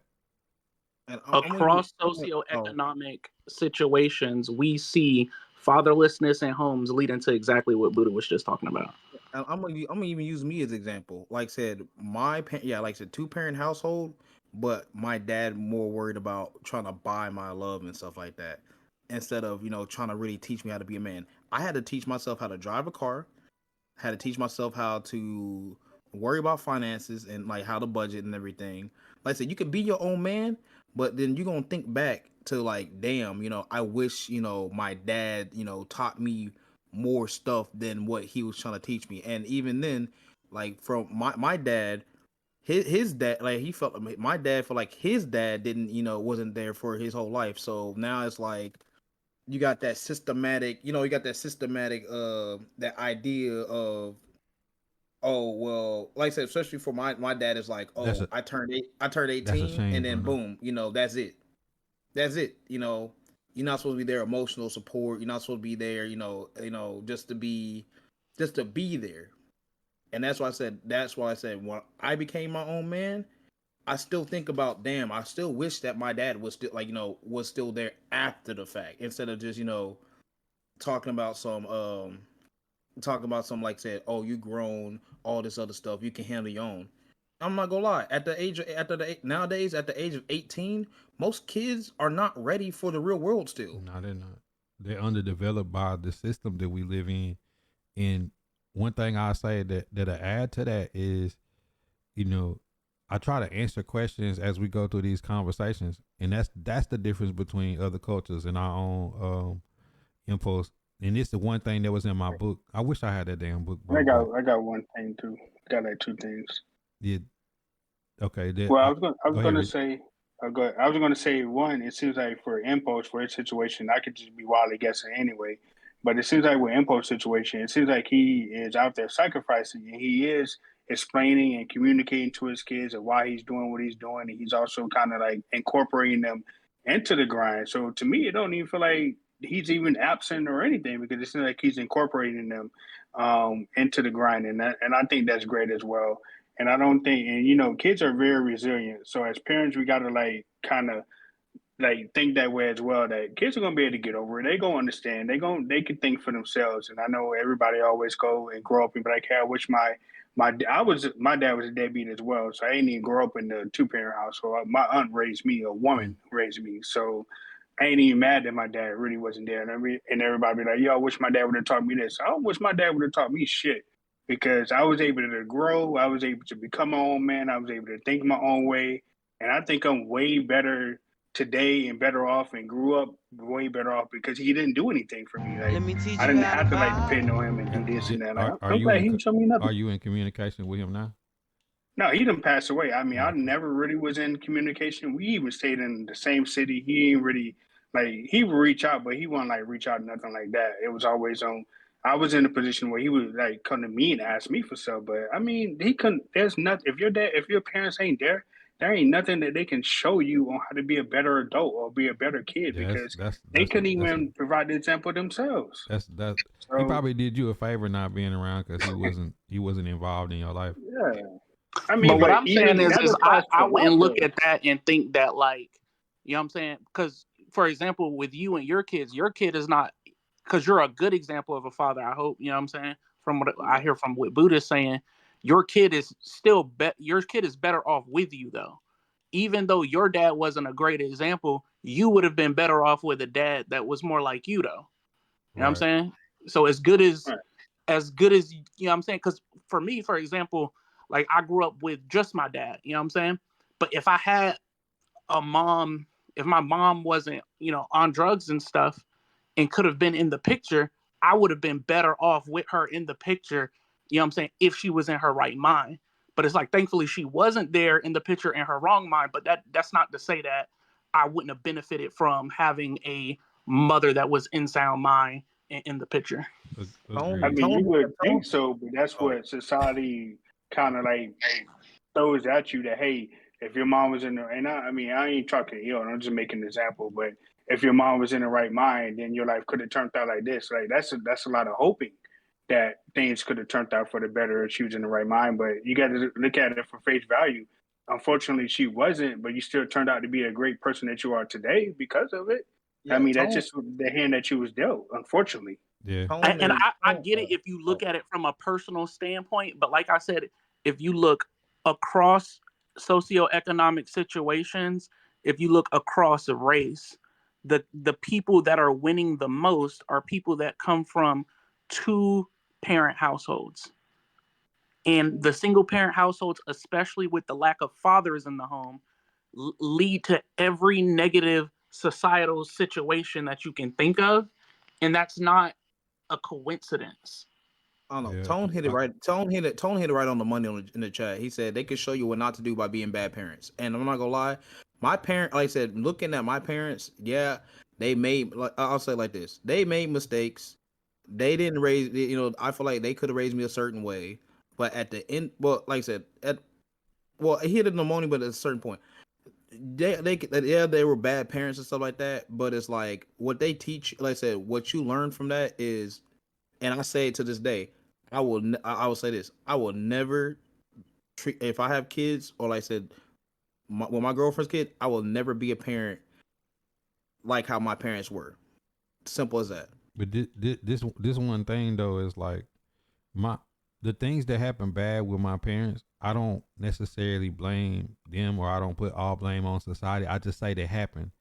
And no situation is a bad situation if you learn the lesson from it. Let me teach you how to vibe. So the lesson to be learned is that we all human. We all gonna make mistakes. It's just when those mistakes happen, how do you react and you respond? Because some of the mistakes that your parents made, they could simply tell you, hey man, I was in the wrong mind state. I looked at it the wrong way. I hope that you better for it, because at the end of the day, when I talk about the community and looking at other nationalities of people and comparing them to black people, one problem that we really do have is this thing that I hated to hear this. 18 to graduation, you're getting your ass out of my house. And then you get your ass out of your parents' house, and then your parents struggle by not having you around to help them or them to help you. Because the reality is, Lil Joe down the street turned 16 and he got a brand new car, and no matter what happened, they was gonna pay for his college, and they was gonna make sure he got through. He wasn't gonna have to work. He's gonna stay in a nice gated apartment area. He's gonna have 10 people in the family that's had a degree before he went, that's gonna be able to help them get through. Maybe some alumni, maybe somebody that whoop de whoop. And that situation is completely different to get out and have somebody to invest in them that's going to leave them a house, leave them a car. I remember working with people and that stuff was happening. I was going through some tough situations, and then somebody come to work like, yeah, man, uncle gave me a house and a car. You know what I'm saying? It's like, what? You know what I'm saying? Like, those are the simple things that could go a long way. And I'm saying a Mexican person don't have a problem with their kids staying in the house till they 25. They saved up money and got into their career before they left and created debt. And you also allowed to figure out and find yourself. Well, what you want to do? I don't know yet. Yeah, I don't know yet. You ain't shit. You know what I'm saying? It's like our culture has said, guess what? Let me just use reverse. I'm gonna reverse engineer this thing because Rich just said his dad was a deadbeat and his aunt raised him. Let's just say Rich grew up with his mom and his daddy, and they lived in a nice neighborhood. Look at this nigga Rich, man. Who this nigga think he is? Living in a nice neighborhood, got his mom and his daddy. Man, you a punk. You got your mom and your daddy. We fucking with him at school, right? And Rich do his homework and he studies. With this nerd, man, this nigga doing his homework. Rich don't got on the Jordans. He got on some decent Nikes, nice pair of Levi's t-shirt. Man, he ain't got on no he ain't got on the such and such, you know what I'm saying? Then he get his hair cut every 2 weeks because they saving money, or his dad cut his hair. You know what I'm saying? We messing with, look at his head, look at his hairline. Then we get to 18 and we've been messing with Rich his whole life. And they sit on that podium and they start calling scholarships out. I ain't gonna say his real name. Rich black man, scholarship, Florida A&M. Bethune, no, let me use Bethune-Cookman because he really went there. Let me say Bethune-Cookman, full ride, $70,000 scholarship. teach you how to Rich stand up vibe. and all of us like don't know how to clap for him because we really hating. Yeah, I guess this nerd nigga did do some shit. He got a scholarship. Meanwhile, niggas is collecting debt. Your parents, they kicked you out the house. You got to go work at the steel mill. You got to start trapping. Got to stay with your baby mama. All this other stuff that he's been taught and learned. Our society and our culture don't like the Russell Wilsons. We don't like the Mahomes. We don't like the people that they come from a decent background and they've been taught to do things to not disrespect themselves in a certain sense. Or Steph Curry or whoever. We taught to love the bullshit. And that's another part of the conversation, that it's okay to do your homework. And I went to the school Impulse and I talked to these kids with Project Focus with Delane Knight and Dwayne Moore. He played for the Niners. He worked for the Jags at the time. And we was just talking about the things y'all think is cool. You being Let taught me at school teach is you how not to cool. vibe. It's cool to get good grades. It's cool to get a scholarship. It's cool to get through college without being in debt. If you don't want to be in debt and if you're not getting a scholarship to college and you want to learn a trade like welding or diesel mechanic or anything to do with information systems, whatever it is, right? There's all these kind of trades that you can learn, that you can have a good life. You don't have to just, like, soon as you get out of high school, you got to leave your parents' house, go get an apartment that you don't own. It's like we just taught all the self-destructive ways of ultimately which find you in the time that you're supposed to be developing 18 to 25. You spending this cycle of like drugs, alcohol, women, and making mistakes. When in reality, all these other cultures of people don't mind their kids living at home rent free, learning and finding themselves. Because then you get to college and you got that friend that stay at his house and he ain't got no bills, and his job, he can spend his money on whatever he wants. And then by the time he get out of school, he's like, man, you know what? I'm just gonna go get me a crib. You know what I'm saying? Like, I don't owe shit. And that's why I'm glad my parents taught me one thing, and that's materialistic shit. Materialistic stuff don't mean shit. It don't. I'm not gonna lie. It means it in a certain way, but like I said, you gotta learn to not value the materialistic stuff. That's what my parents taught me. I don't know and that's how what many I'm glad. rich people y'all been around, but I've seen lot. things very different. A lot. No, and I ain't mean like being around, just been around. I'm talking about like befriended and live with, and like their ideology to things is just like very fascinating. You know what I'm saying? So I Because mean, I it's guess not that trapped by bullshit.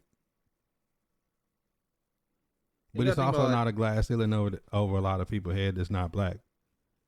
and you got to think about like this too. And I talked to a friend about this. It's like when it comes to rich people, we don't know if they're happy or not. You know what I'm saying? Like, they can have all the money in the world, but where's their happiness? You know, some rich people get bored. They don't know what to do with their lives because they think they have everything. It goes back to materialistic stuff. They think they have everything, but Damn, they don't Steve. have their own happiness. They don't cherish their happiness. They don't cherish their life, you know, how they want to.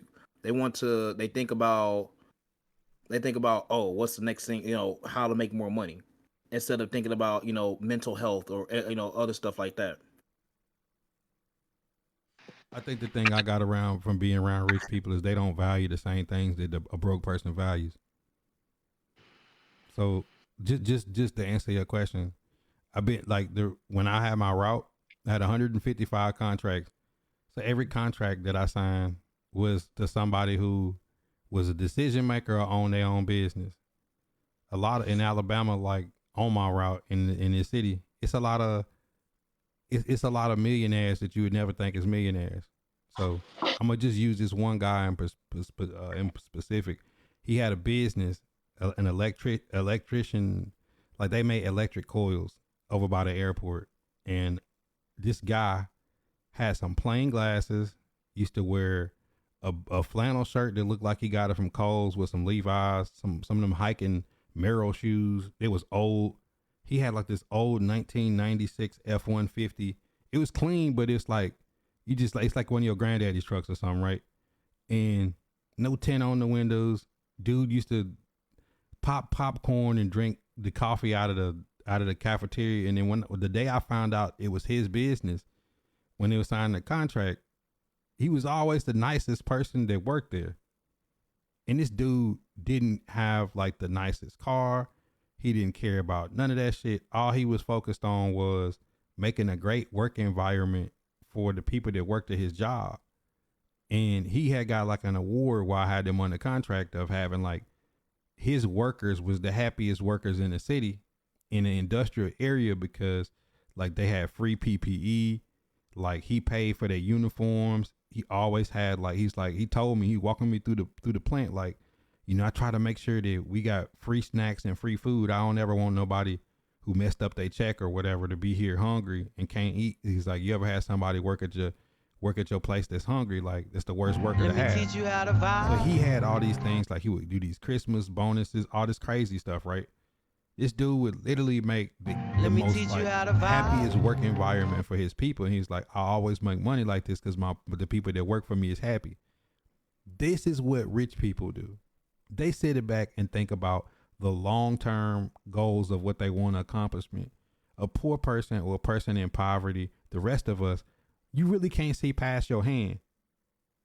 What you got to do in the here, now, and the present supersede all that thought. So a person that has money, that has freedom to think about not like the result, but just like the process of what they want to do is the difference. If that person wants to be an artist, it might take a person 8 years to become a professional artist. If their kids want to become Dr. Woodford's son, he was trash. He sent them to camps for about 5 years. By the time we got to high school, that nigga was a dog. It's just the point of the long haul of seeing that it takes time for something to become something is a luxury that a rich person has that poor people have that allows their mind to see past just like the present situation that they're in. That's what I get from the rich people I've been around that'll teach you, listen, it's about the long game. The short game don't matter. It's the long game. That's what I get from rich people. But most of us don't have the luxury to think about that. If a person's saying, I'm hungry today, where's my next meal coming from?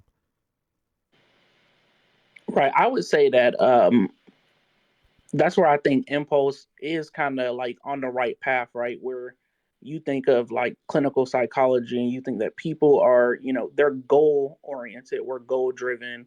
You know what I'm saying? So if he's thinking about, you know, monetarily what he can do for his family in the future, you know what I'm saying, that propels him forward as far as that thinking in the future. But then I think also, if you look at it as the money aspect, that's one direction. But I think you can also have that same mindset and look to the success of your family from the standpoint of, hey, I'm going to teach you the values and the principles, and I'm going to teach you how to be an entrepreneur. And I don't necessarily have to, you know what I'm saying, have all this money to do things for you. I can still teach you values and principles that put you in a position to be more successful than myself. You know what I'm saying? So you don't. I got a different perspective than a lot of people, because I just tell people like this: you ain't got to go outside when outside is in your house. You feel me? And I'll leave it at that. But it's like I got to see a whole different side of the world, and still had to live in the world and navigate, and still became everything that they said where I'm from I shouldn't be. College graduate, high school graduate, no major felon. I ain't got 50 baby mamas running around the world. You know what I'm saying? So like I just think like very different. I think a lot of people's viewpoint comes down to the psychological aspect of their environment. You are a product of your environment. If you were born in a village full of Olympic athletes, guess what? Even if you ain't got the skill or ability, I guarantee you're going to learn something. You're going to be a part of the culture. You're going to be a part of the sport. So it's like, I don't know. It's like, I don't think people are properly putting themselves in those environments. And maybe y'all right. It ain't necessarily solely driven on money, because, you know, one thing money can't do, and that's create ideas and talent. Right. You can And I just think drive you it. can facilitate that creation of ideas and talents in your kids without necessarily being like, me making $10,000 more a year and sacrificing time with them isn't the, you know what I'm saying? That's not, to me, a good trade-off.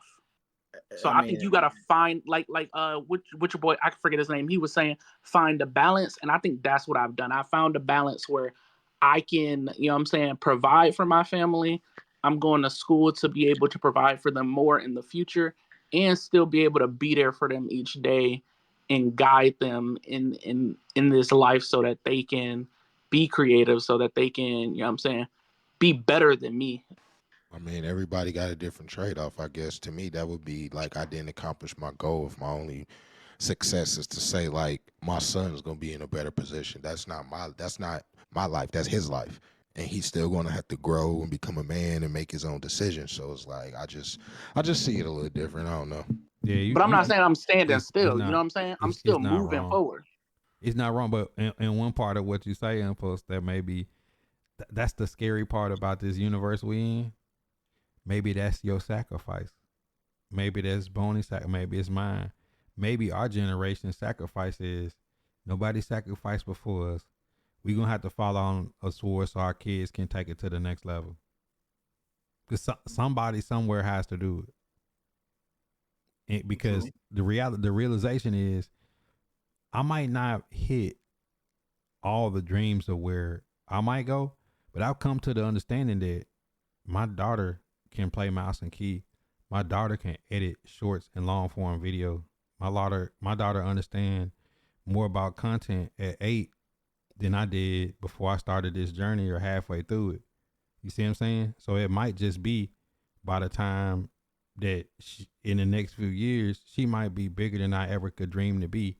And that's a success for me, that I was able to hit every hole in the wall and every bump in the road to where she rode on a smooth road in blue.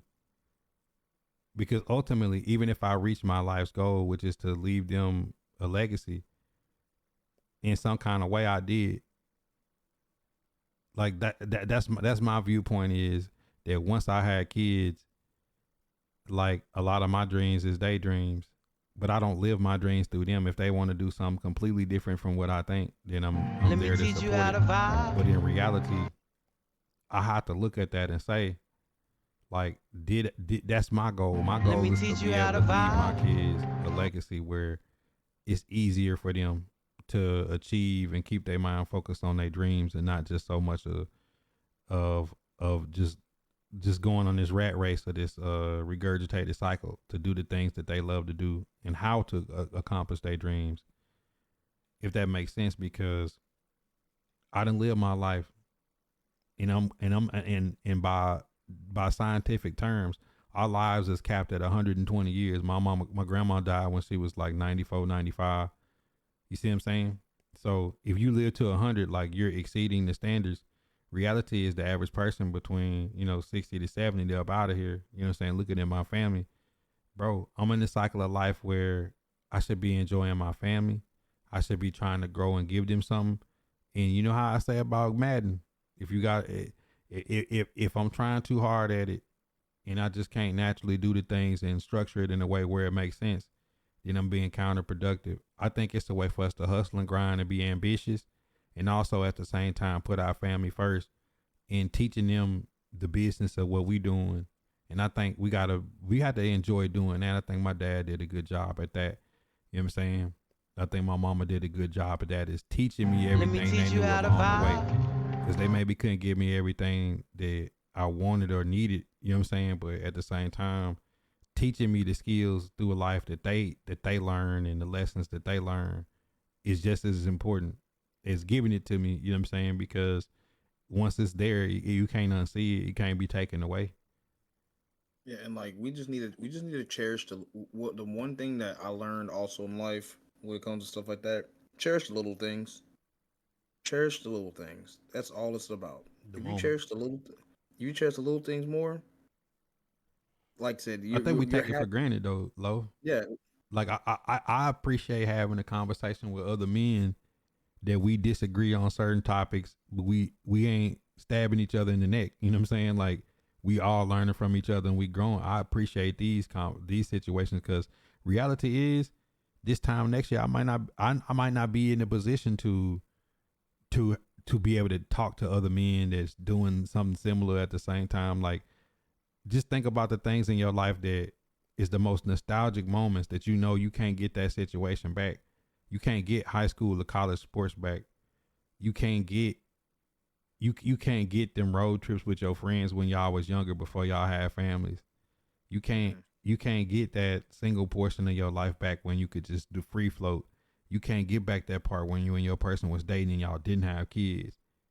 Like, all these things are just as equally as important as the present moment, and the present moment is the most important because you really got to find ways to find the beauty in your life and still stay ambitious and still stay grounded and focus on what's the most important thing, because the sick part of the grind that's a byproduct is sometimes we so focused on the grind it makes us a cold person emotionally. It's just how this society set up. It's a vampirical society.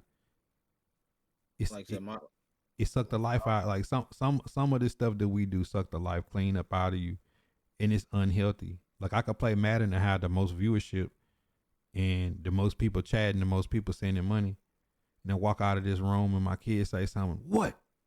Motherfucking Bo Jackson. You know what I'm saying? Like it can happen, bro. Like, you know what I'm saying? Like, that's the thing that I'm trying to master, that I could get on a stream yesterday and go 4-1 and then get off stream and feel like I got my ass whooped all night and be mad.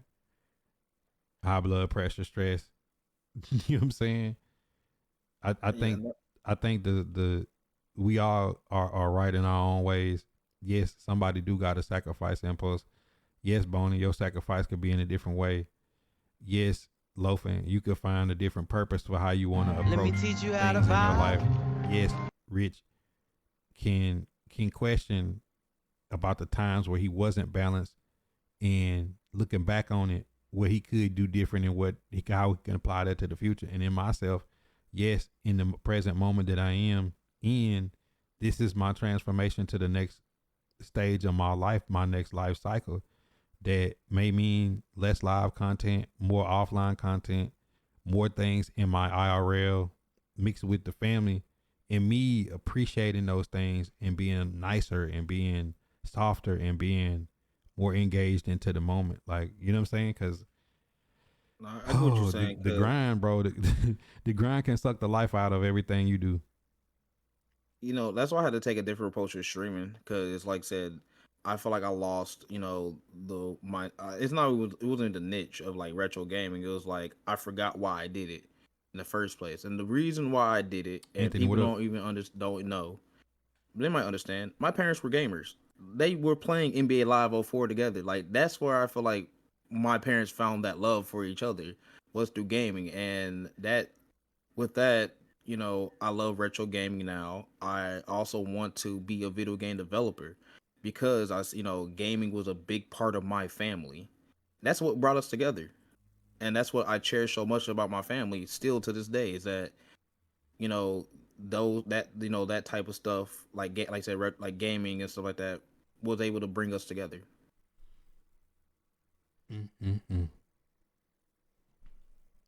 Bro, this been fun and deep today, man. I've been appreciating this conversation. Facebook tried to finesse us earlier and cut the conversation off mid-stride, but we gonna edit that out and still get back to it. But I do think overall as men, it's the same way, like the hindsight 2020. We got to find a better way in the moment of staying grounded on what's important and what's real. And there's no right or wrong way to do it. But as a whole, as a community, man, when I look and see like the Black community suffers, bro, like it's a suffering situation. You know what I'm saying? Like, and I'll throw this out here. Like, right now, Putin is looking for the terrorists. Ukraine, Russia situation is affecting and going to affect the world. China, Taiwan affect the world. Palestine, Israel affect the world. The Congo affect the world. Haiti affect the world. What's going on in all of our cities and hoods and in this election year and how crazy it's been and the different things that's going on. Right now, if you ask a black person what's going on in the world, man, J. Cole and Drake beefing with Kendrick, you know what I'm saying? It's like we're really back in that situation of where I said the impulse that we can't see past our hand because they beefing, but Kanye on the other hand is beefing with the labels of, hey man, we can beef all we want, but they still own us. They still own our masters. They still own the industry that's supposed to be dominated by black people. That's the one biggest thing is like black people got to find a way. And that sacrifice is a real sacrifice of understanding that, yes, we might all get excited by this rap beef, but it's going to be a little such and such to get the beefing with somebody in his hood because he think it's going to get him clout and going to make him blow up like Drake and them. That's going to die. We focus on the wrong things, basically. Because I'm saying, like, we all know that Drake and Kendrick and J. Cole is going to stay on wax. Little such and such is really going to spin. He listened to them talk about it. This little such and such is literally going to spin. You know what I'm saying? He's going to crash out on his op and make a song about it because that's what they doing. And all the while, the people that's stirring the pot at the top is getting paid the most off of it. And look, just when I say that, Facebook start wigging. Bro, that's crazy, man. I'm trying to tell you. We start talking about this real shit. Like, black people got to be focused on what's going on globally, man. I get so caught up on the simple distraction. Let me teach you how to vibe. When you have,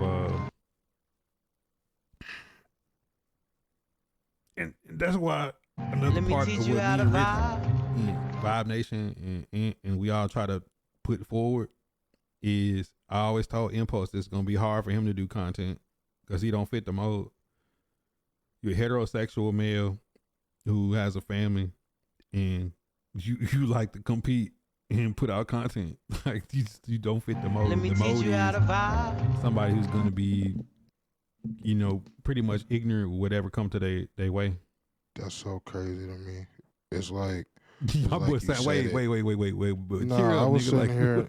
I was sitting here listening. I had to fire up on that note. It's so crazy to me that you say that, and I'll be trying not to pay attention to all the wrong shit. But it's so hard when you trying to put your content out, and you be like, it's like one of my favorite movies is Get Rich, Die Trying, and after 50 Cent, after he got shot, he was like, I just got shot. I got holes out, and Dangerous got another hit. It's like, man, I'm trying to do all this, but this is what y'all promote, bro. It's like, fuck, bro. There's no way I win, man. It's just like you're always fighting a losing battle. And it's crazy, bro. Like, people literally have the most destructive and harmful content in the world, and that's what we give our push and likes. We talking about a nigga's outfit at Whataburger. Get y'all broke asses some money. bro. Some funny stuff. Like, you gotta smile too, man. You sound too your black fans, but you sound too sad about that last part. But I'm gonna be real with you and say, I've been telling people that for the longest. You're gonna have the hardest point if you don't fit the narrative, and just look at things objectively and look across the board, and that's what it is. Like people who don't fit the narrative of what they want you to see or what they want to be pushed content wise. It's going to be hard for you because you're doing something that's against the status quo from whoever's setting the bill. It's like I don't even be trying to hate on the little nigga because he get money, cost or not. But it's like I have a hard time being around people who bring up other creators. I ain't even gonna say that they're like better or worse because that's subjective. You feel me? Obviously, he's better. He's like one of the biggest creators in the world. But it's like, wow, you pulling the time to pull up this nigga. You ain't even take the time to check. All right, bet, cool, whatever. You know what I'm saying? But then it's like when I actually go do my research on said people, and it's like, wow, this is some really trash content. Like, there's no point. You know what I'm saying? Buddha's stream right now is more beneficial than any Kasana stream I've ever seen that we going on this just chatting. Forget gameplay, forget gameplay, forget selling personality, forget production. Literally, this stream is more beneficial to anybody who's going to go rewatch this. But you feel me? That ain't what they pushing. So it's like, like I'll be trying to tell my mans, there's no way I'm going to win when a nigga can call Nicki Minaj and be like, come sit in my living room and we all going to dance and look like goofies. I got that same Elgato cam.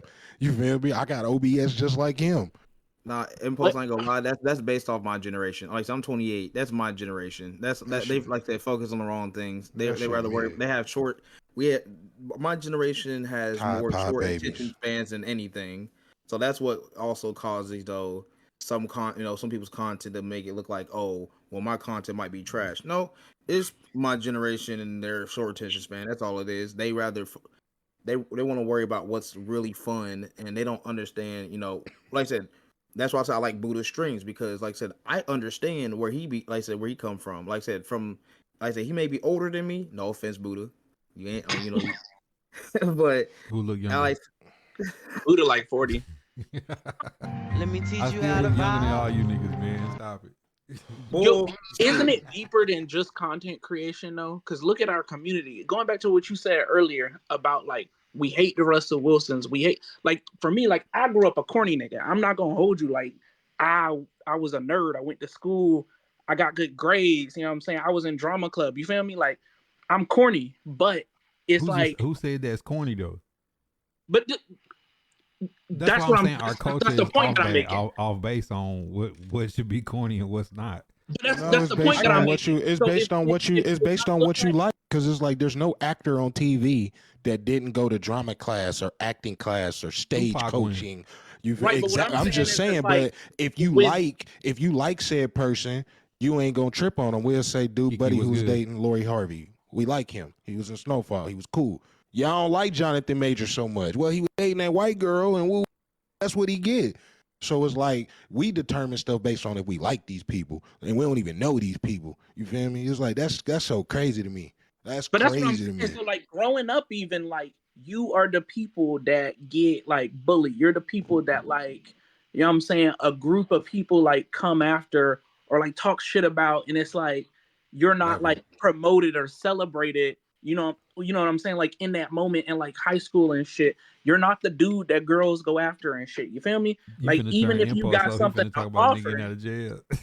I ain't about to talk about that. I've never experienced those things. Boney talking the same thing that I actually went through. Like I said, I was that nerd. I literally get because he's 28, I'm 30. We right around that same generation of niggas, bro. You stuffing y'all niggas in locker. I ain't getting stuff nobody. I can't attest to that because I did all that same stuff and I played ball. So I don't know. It's like let me teach you how to vibe. But this the thing though. It's like I understand what they're saying is like. I put it like this: when you don't meet the status quo of look at the big Twitch streamers, and I told y'all the article that I read on stream that day, and I felt like I was I felt like I was Caesar, and I had that canister to throw on the apes, and nobody was listening. When I posted that article about the difference between Facebook and Twitch at their top, like the billionaires that run the company, of their thought process on how to make black content creators, literally like in a lab, like a clone, like making a robot. They cloned Tyrone was a movie, and y'all missed the message. Like, bro, like this was the killer, right? When they did it, Twitch said we're gonna take 5 black content creators and make superstars, and then Facebook was like they're gonna take 100, and there's like we can get more done with our 5 than y'all can with y'all 100. And those original people was like, let me teach you how to vibe. Gideon Prime, like these guys are funny content. Speed, these are funny guys for the young generation. But in my mind, I'm like, this shit is mindless, bro. Like these are finna be like ass. Like, bro, these are finna be like some mindless niggas, bro. Like the shit that they do is like MTV Jackass from the late 90s, early 2000s. Like Steve-O and Johnny Knoxville just doing crazy shit, jumping off of house. Viva La I look at it as a 28-year-old. I'm like, I feel like they will do anything for money in a way. Like, but what I'm saying is where we gotta fight back is why is that the shit that we promote? Why is that the shit that we spend money on? We're not promoting it. I'm saying like, all right, remember Boom Gang? Yeah. All right, so these was the type of dudes that the industry was pushing. It wasn't that we liked it, nigga. You've been made and conditioned to like it. You see what I'm saying? Like if the shit, it's like the song on the radio. The first 10 times, you're like, I hate that fucking song. But they play this shit so much it's ingrained, right?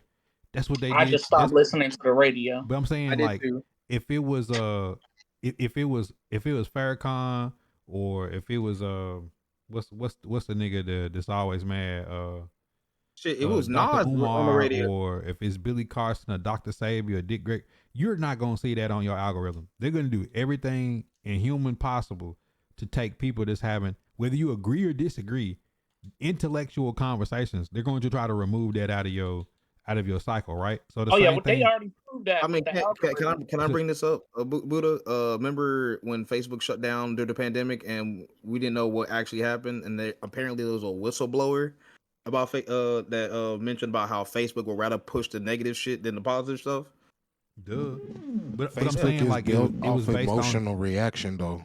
it was based on like the demographics of like that was the birthing of woke culture, and me and my team that have LIP and Vibe Nation way before I ever hit content, we was frustrated because we was like, the people that's been reading books and researching and doing stuff in person and doing all this for years is now going to be like infiltrated and flooded down by people with like prison logic and just like integrated bullshit that's been disseminated out as like misinformation, right?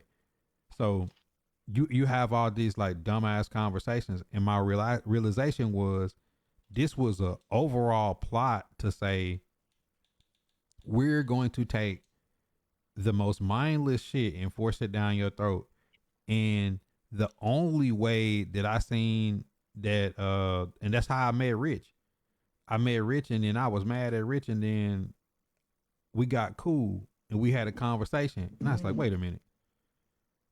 That's what this is. And I was like the first nigga to see it. And like I caught flack because people was thinking that I was mad at the wrong thing. I'm like, no, like they've like I had to feel like Dr. King after he started talking about economic equality, or I felt like Malcolm X at the point when he was out looking outside the window, or you know what I'm saying, like any of these black cultural icons at the moment they knew this is the plan they have for us. I was that nigga. And I'm like, oh my God, this shit is awful. So basically what they did was they split the community and they gave us the mindless shit and made it hard for the niggas putting out the real shit. So it just creates a natural divide. It's like Rwanda and Burundi. It's the Hutus and the Tutsis, but it's just done in content form. Like, case in point, Impulse. Let me take the worst black Call of Duty streamer, quality-wise and talent-wise and skill-wise, that don't read his chat, and I'm going to give him everything you desire. Every time you open your phone, nigga, that nigga stream. When you try to come to my stream, it's going to make you go to his stream. That shit was happening. Every time that you post your reel, his reel come on after that. It's going to take people out your chat and put it in his chat because they fit the demographic, right? Naturally, instead of being mad at the system, you can be like, who is this nigga? You know what I'm saying? And that's what was going on was, and them people was coming in like, yo, I can't believe I've been blessed with this situation. I'm like, man, they got us fighting each other. It's Django. They threw the stick in the room and watched us fight. That's a form of game theory. I've seen that. I've seen that when I said, especially during the pandemic, when all the black content creators were coming out and stuff like that.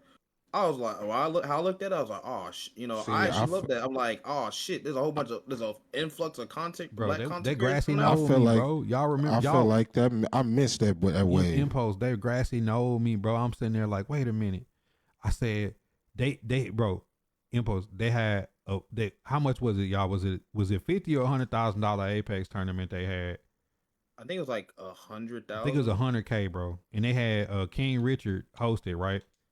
But he didn't know nothing about hosting. He didn't know nothing about like hosting a tournament. So like when you went to his chat, there was like not a moderator with like a pinned comment that said like this the leaderboards and this who, you know what I'm saying?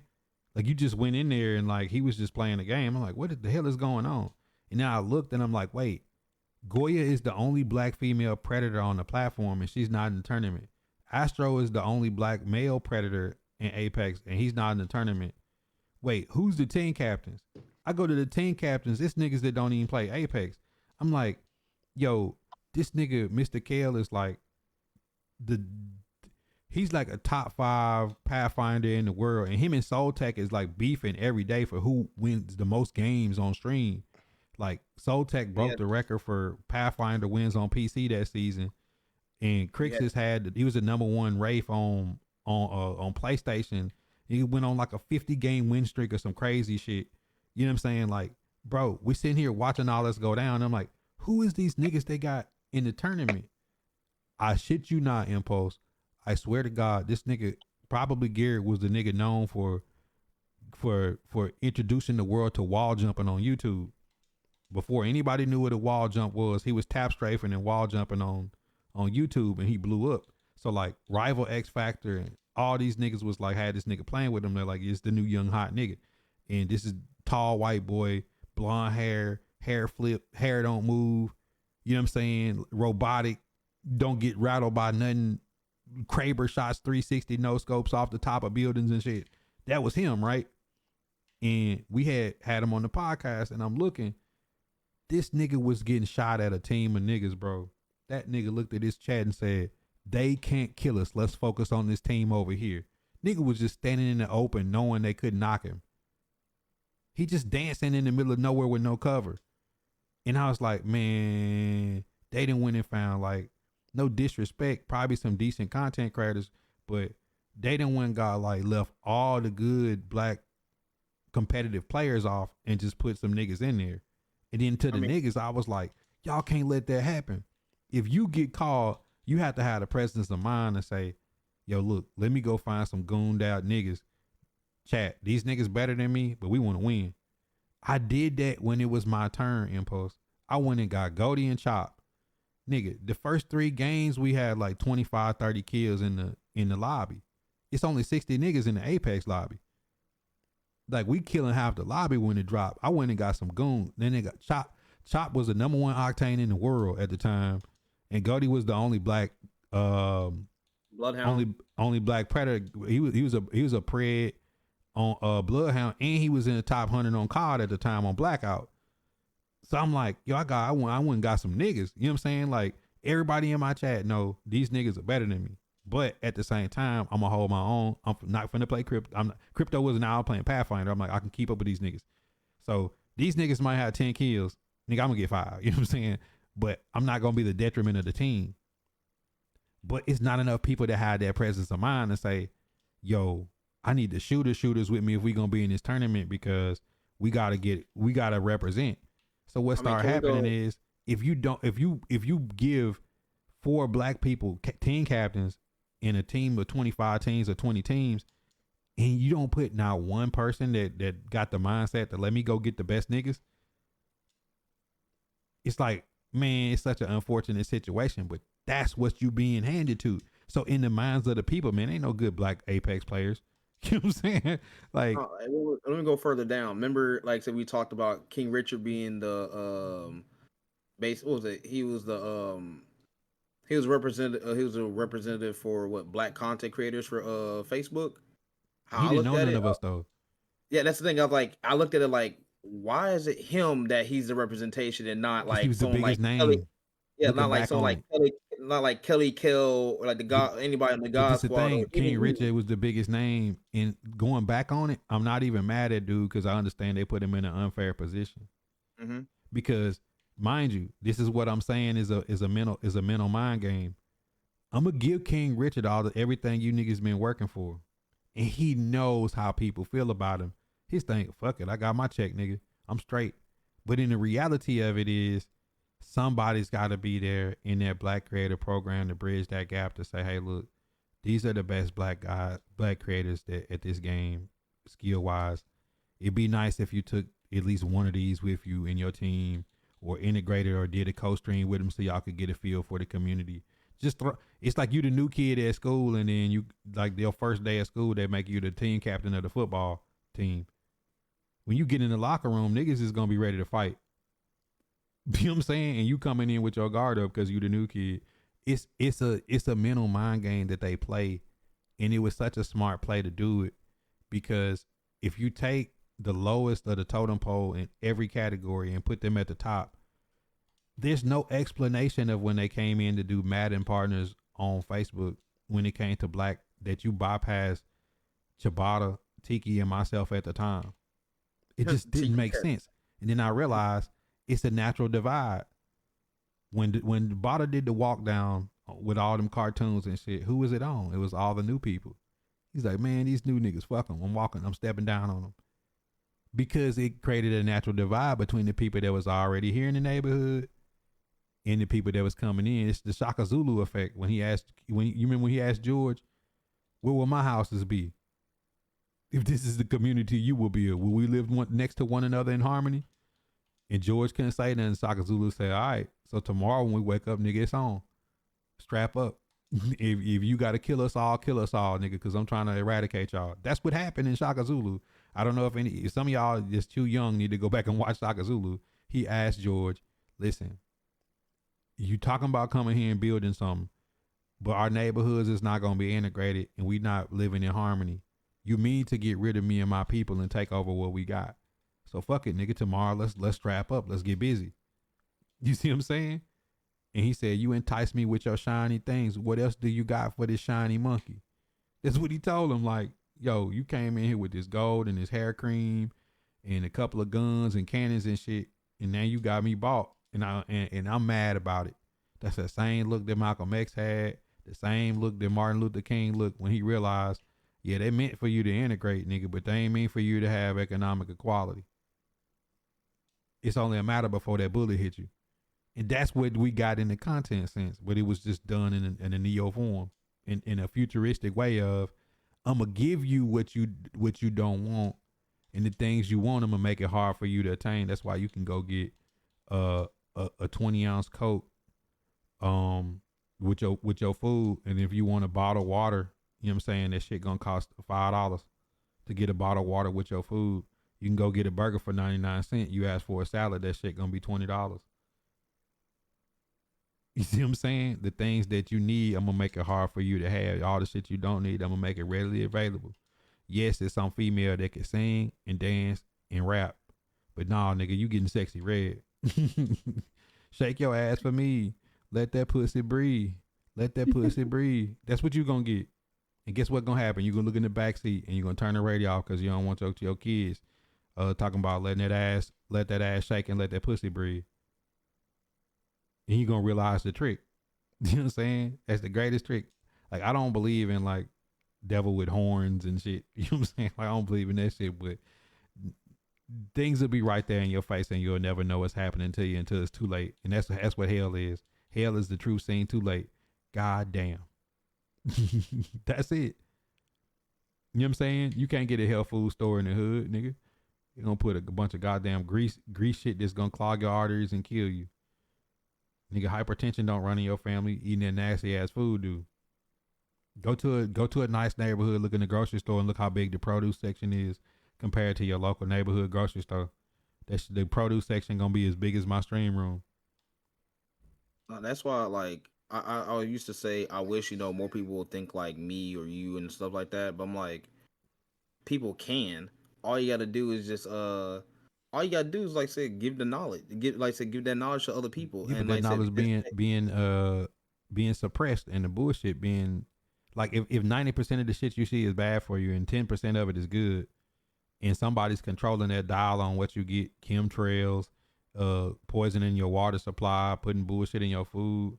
Like, it's a known fact that the black water fountains didn't have any filters on them. It's a known fact that the worst of the produce and the worst of the milk and the worst of the goods was sent to black grocery stores. It's the reason why you ain't never gonna see no black person win no lottery ticket, because it ain't nowhere near no high demographic of black people. Like, these are all things that are true. But the question then becomes, if we know this and we know this is what's happening, how do we keep falling for the same old tricks? Like Tone said, we gotta be vigilant. That's all it is. Like I said, that's all Bobby it is. Drake, what up? He said you gotta be vigilant. Yeah, cause like I said, I tell people, I said I am not, like, I'm gonna be honest. I'm like, I'm more of a rebel of society than anything, because like you said, I can go against the status quo. I'm fine with that. I am fine with that. Like I said, that makes me who I am. Like I said, I know. But don't you think it also makes us bitter?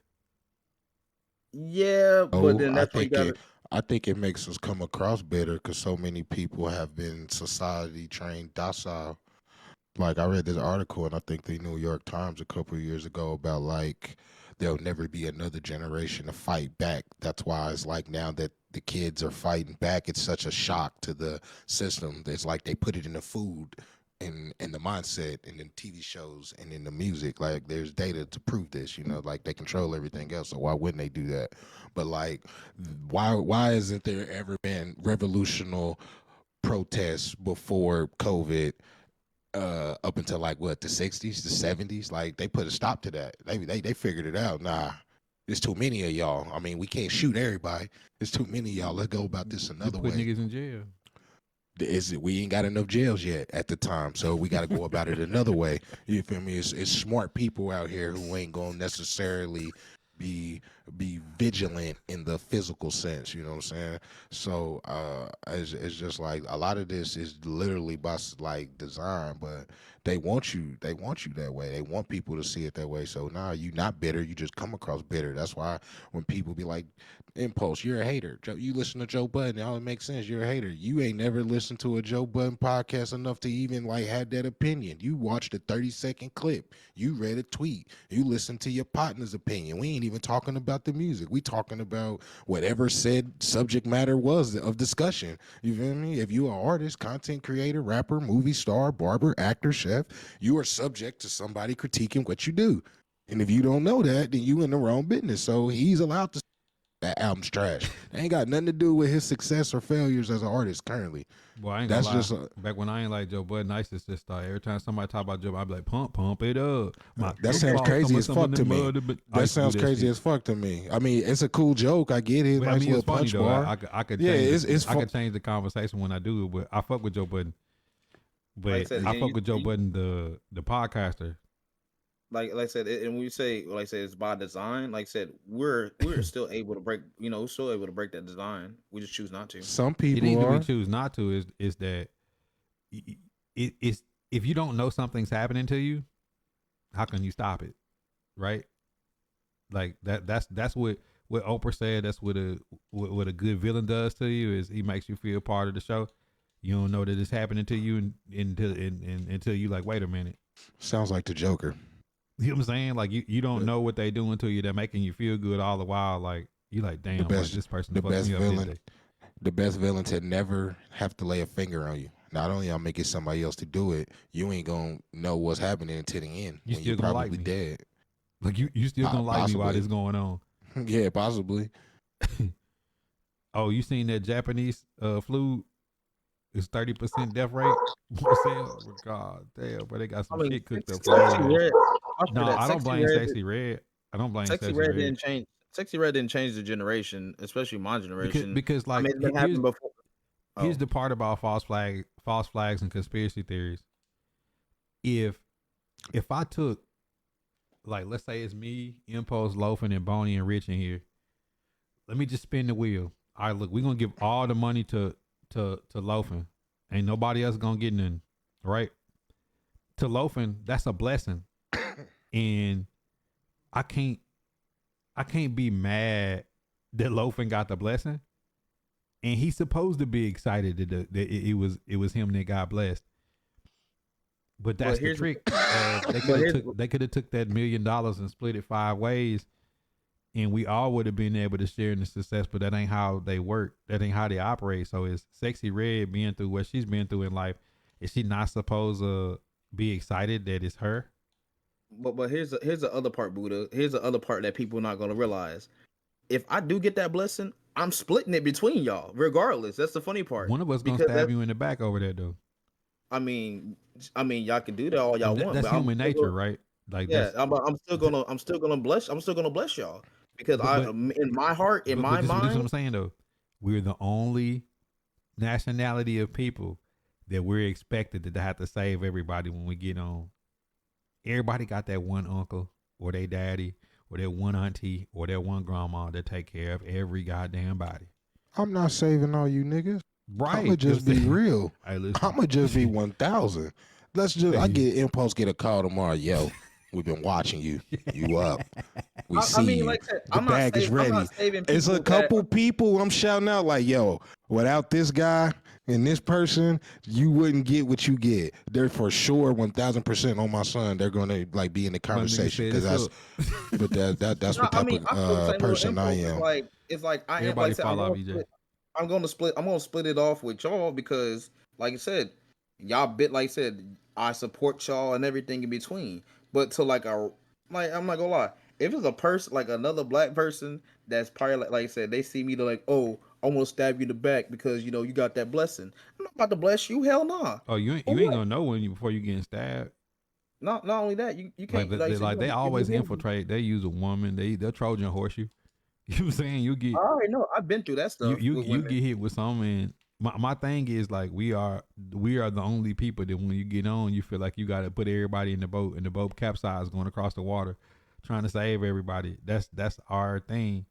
You see what I'm saying? Like this situation been going on, and people have to understand the people that's controlling the world and what you see. They've been planning what they've been planning for 100 years. So they knew the internet. My daughter told me a fun fact. She said the internet was born like right around the time you was born, Daddy. Desert Storm. So it hit mainstream mid to late 90s. So if they had if they had the internet for 20 years, that mean they had it probably 50 years before that, and they was just trying to perfect the way to commercialize and then control it, right? Mm-hmm. So with all that being said, at the end, you can't blame the person when it happens because this thing has been in motion for such a long time. It didn't even matter who the person was, right? Like they've proven with the record industry, with content, with movie, they can make a star if they want to make a star. Hell, they can clone people and animals. They can do whatever they want to do because they so far ahead. Our part is like got to be able to tap outside that matrix and understand what's important that we need to be focused on right now. If not, you're gonna be chasing a ghost. I'm gonna say let me go ahead and correct Marcel real quick. He said they put a woman in front of you once they can't get to you. No, they'll put you against your loved ones first to get to you. But pussy is just an easy one to do. Yeah, it's true. It's pretty easy. But like I said, if you got that mindset where you're like, nah, pussy and everything, then they like said they send your loved ones. They're like, oh, levels. Whoa, wait a minute, pause. Pussy is everything. It's the level. It's levels. It's levels, bro. Nah, hey, I ain't gonna lie. Hey, I got to that point with pussy and everything, bro. Low. I ain't gonna lie. These niggas who everybody celebrate, Drake and Future, I guarantee it's a woman at the center of all this. They beefing over a chick. It's some ass somewhere. I ain't just talking about no regular ass neither. Y'all rich dudes beefing over a chick. That's crazy. This is what I'm gonna say throughout, because it's more than just like society pushing it. It's a biological thing too. Men across even species, like one of the greatest motivators for men is women. Like that's real. Yeah. So to pretend like, you know what I'm saying, like one of the biggest reasons that niggas want to be successful is for the attention of women. So like to pretend that that's not the case, you know what I'm saying, is to ignore reality. Well, I mean, that's why, like what Buddha just said, you gotta step out that matrix and just realize that, like I said, pussy and everything. Like, that's not a matrix though. It's just biology. Like that's like the think way. About it. That's the way you're wired, even the bro. woman you with is some dude sitting with like, damn, I fucked up with that. I want it back. Fuck that nigga, man. You know what I'm saying? Yeah, that shit real. My favorite, like movies tell it all. One of my favorite movies of all time is Baby Boy. This nigga Jody got my boo pregnant. Get the heat, cuz. Like the pain, like Snoop all time will be one of my favorite people. On his acting in that, I felt it. This nigga Jody, and he in jail, like, and got my boo pregnant. Get the heat, like the pain in his voice when he said, "Get the heat," cuz like I'm finna kill this. And then when he got there and he seen like the son was a good little boy, and he cooked the fort over. Fuck the fort, little nigga. You ain't my son. You know what I'm saying? Like he was hurt. You know what I'm saying? Like that's the type of shit that you're dealing with. It ain't even gotta be you who's lost over the pussy. It could be the next nigga. I think it comes from like me. For me, it's like a more spiritual point. That's why I say that. And it might be for you, but it ain't you I'm worried about. It's like you could be a great driver. It's the drunk driver that ain't got no seatbelt on is the problem. You in the right of way, you in the right lane, you got your blinker on, this nigga crash out. He don't die could say because he's loose and spiritually. he's drunk. You die because you're not, you're sober. You could say spiritually, but even look at, like, you know what I'm saying? Say, for example, look at the Bible. I don't know if you've ever read it, but you got men who are greater than anything a lot of us will ever be. And what is the thing that brought them niggas down? Some pussy. That monkey. Bro, I'm telling you, every time the thing that this story came King David, you said that nigga to the front line, like, hey, I want his woman, man. Said, put that nigga where the toughest fighting at. Put that nigga out there. Put him out there, boy. The story of this was it. The story of who was it? Oh, I'm trying to remember the story. I forgot what it was, but basically, no, it was I think it was Joseph. Like I said, he was doing so good and everything, and then because but he got in trouble, he got sent to prison because they thought that Joseph was messing with the somebody's wife or whatever when he wasn't. He might as well have smashed. Yeah, but he didn't. He got sent to prison. I'm like, I'm He went to reading this. prison anyway. I'm reading this. I'm like, what? For sure, Tom. I don't know, man. It's a tough situation when, just staying on topic, we're giving things that are bad for us and the things that we need are suppressed, and that's what it came to in content. And the negative part of it is they naturally know it was going to divide the community. You know what I'm saying? Like, they naturally know, like, it was a way to break it up to where we wasn't all working together to get what everybody else was getting, all the other nationalities. We was just in here, like, you could only see in front of your hand. And then once I got outside the matrix and I came back, like Caesar, I had the shit that gonna make everybody wake up. Nigga, it was like Will Smith with the K-Packs. He had the shit that's gonna fix them all, but man, they just ready to crash out at the end, bro. They ready to ride on you. So it's like, once the wheels get turning, these people are so good at projecting the future. And I'm telling you, y'all might not believe it. I know Info said they wasn't ready for him. I'm not saying that they ain't, but Grand Theft Auto San Andreas, I always go back to it. It's such the life of every nigga on earth. You got Tenpenny, you got the feds, Let me teach you how to vibe. you got everybody else to deal with. You got your own people. You got your own women that you dealing with. Everything is like, it don't matter which part of the map you pick, you gonna come back and have to deal with the same shit. And then even when you conquer the gang, you go back to your hood, the gang war is still going. It never stops. It's just like, they've set in motion a set of stuff that, like, we really gonna have to get on a deep spiritual level and get back to the natural world. Let me teach you how to vibe. The other part of what they did when they did the black content community the way they did it, when you go on black content creators that's getting featured now, they're gonna have the rainbow flag in front of the black flag.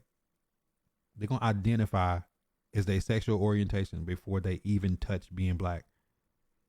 Black History Month, you seen it, and I'm like, how is it Black History Month, but the sexual orientation comes before them being black? Let me teach That's you a how whole to nother vibe. topic of conversation. You see what I'm saying? Because that's what's being given to you. And if you say anything, like, it could have been a section of, yo, this is black moms with their daughters or sons streaming. This is black fathers streaming with their sons and their daughters, teaching them the business, teaching them content. That'll never be what's pushed. That will be suppressed. And niggas making rap songs acting like they Let getting me head teach you how to vibe. speed will be pushed down your throat.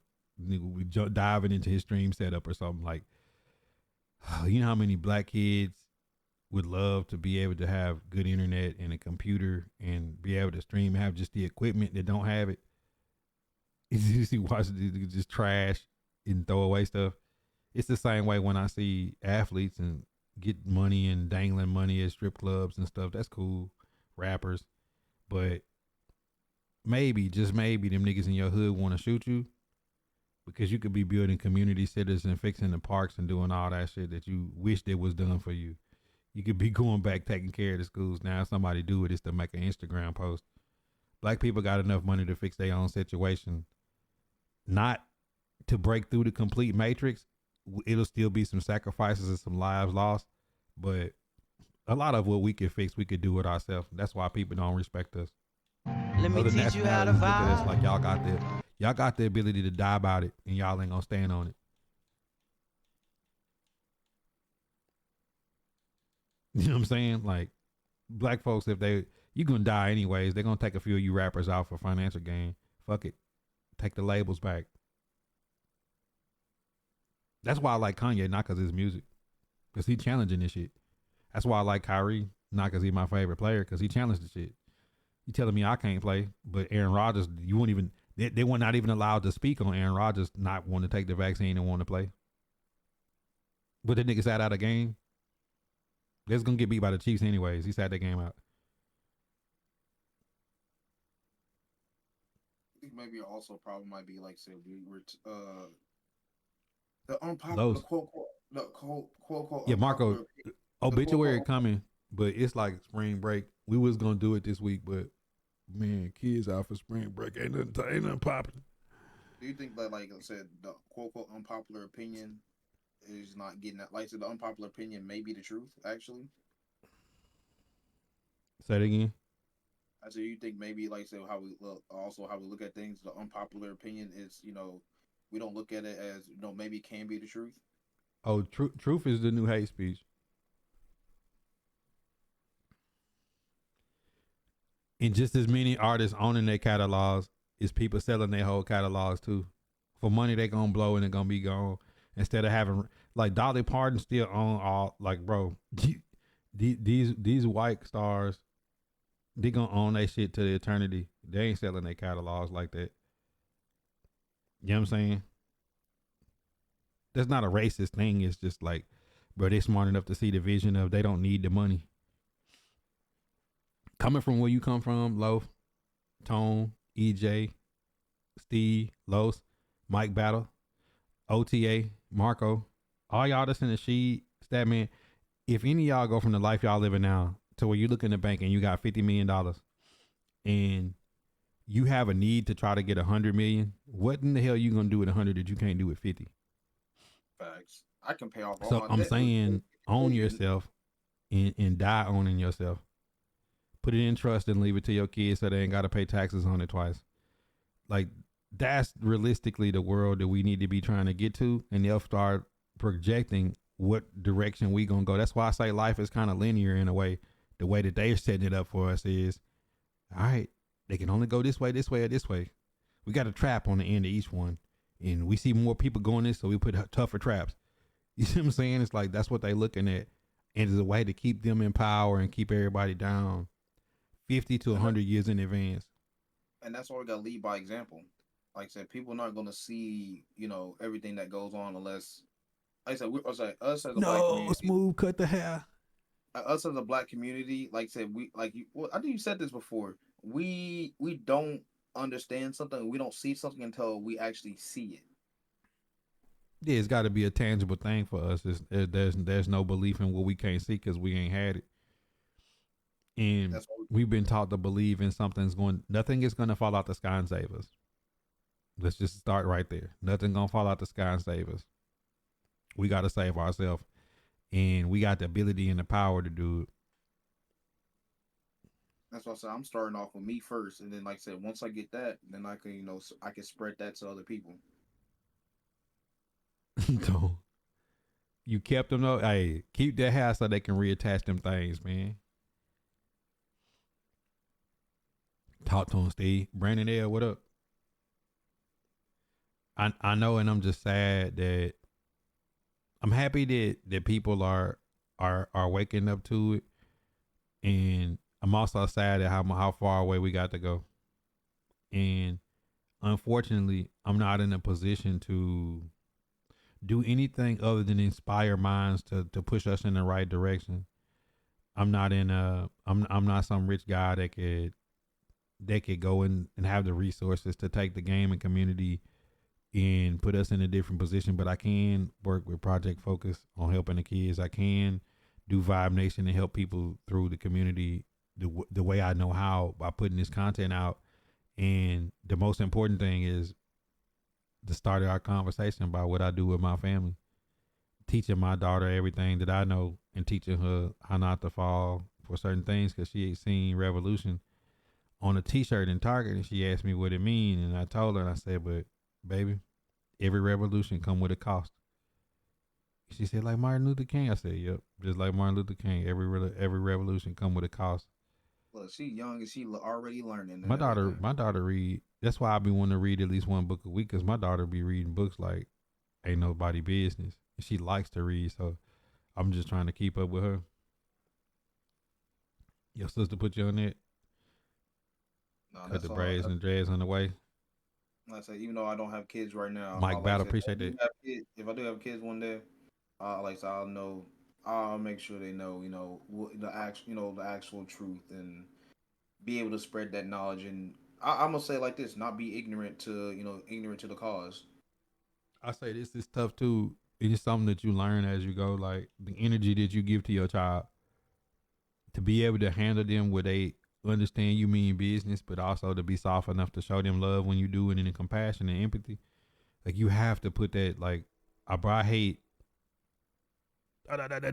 talking to kids like that. Like I like, man, we can't talk at our kids. We gotta talk to them so they understand, they feel the love. Cause one thing that my parents do in their older age is when they talk to me with compassion for me every time I talk, even if they disagree. My mom does the same thing. As much as I get mad at her about stuff and everything, and like I said, Zach, what we up? get in an argument, she like, I'm gonna pray for you. Like literally, she like, I'll pray for you. Like, every time I be mad at her, I'm like, I'm pray for you. I'm like, I don't want to hear it, but I'm like, I had to calm down after a while. I'm like, all right, mom, we can talk. It's all good. Like, let me get over my little pissed off pissed off mood and shit. Cause it's like the kids will pick up everything that you got negative. You gotta be able to give them a way to talk and explain and express without having anger. That's a tough thing, bro. That's why I'm reading this book I'm on now. It's like a book about Buddhism and just how to apply it to your life, how it can be applied to any religion or whatever. You know what I'm saying? Just a way to become one with every situation and understand. Like it's a lesson to be learned in everything. Yeah, you gotta talk with them, not because they don't understand. This new generation don't understand you talking at them. They level of respect, like, see, we used to have the level of respect to listen to elders because we were scared of getting our ass whipped. But that's no longer a thing. That we understand that you can't beat sense into a kid. You can't beat compassion or love into a kid. You can only explain. You know what I'm saying? Like you can only explain it a certain way. What did Eddie Griffin said? He said his mama he whooped his ass out of jail. I remember he said that. We're doing one comedy special. I like, damn, I can actually relate to that. I'm like, I ain't never had to deal with that because, like I said, I got my ass whooped half the time if I did something wrong. But you know, that was my main goal. You know what I'm saying? And that's why I was trying to tell y'all earlier in the chat, like my level of success was I don't have tattoos. I don't wear jewelry. I don't got earrings. I cut my own hair. I'm not the person that wanted to stream or do content to have this bunch of money for this lavish lifestyle. Like I just want to be able to influence people and impact people in the right way. Balance, knowing that the good come with the bad, and to be able to give something and leave something to my kids. You know what I'm saying? Like that's all it ever was about. So when y'all see me, just know that like that's one thing, because I don't be speaking on other people because other people ain't me. But you know that content creator that came out and was doing all that like trolling the black community and stuff this week, all this time while I seen people supporting that shit, all I could think was, I'll fight for the support I need to do what I need to do, and people will blindly support people that secretly hate them.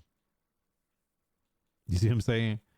That's the part that I was talking to him post about. Like, does it make you bitter at times knowing that the thing that's pushed down our throat as a society is the things that's the worst when it comes to the food, when it comes to like everything. We over sexualize everything. It's just everything that we do is something that's built to destroy us internally, so the people that's in power and got all the resources can keep it.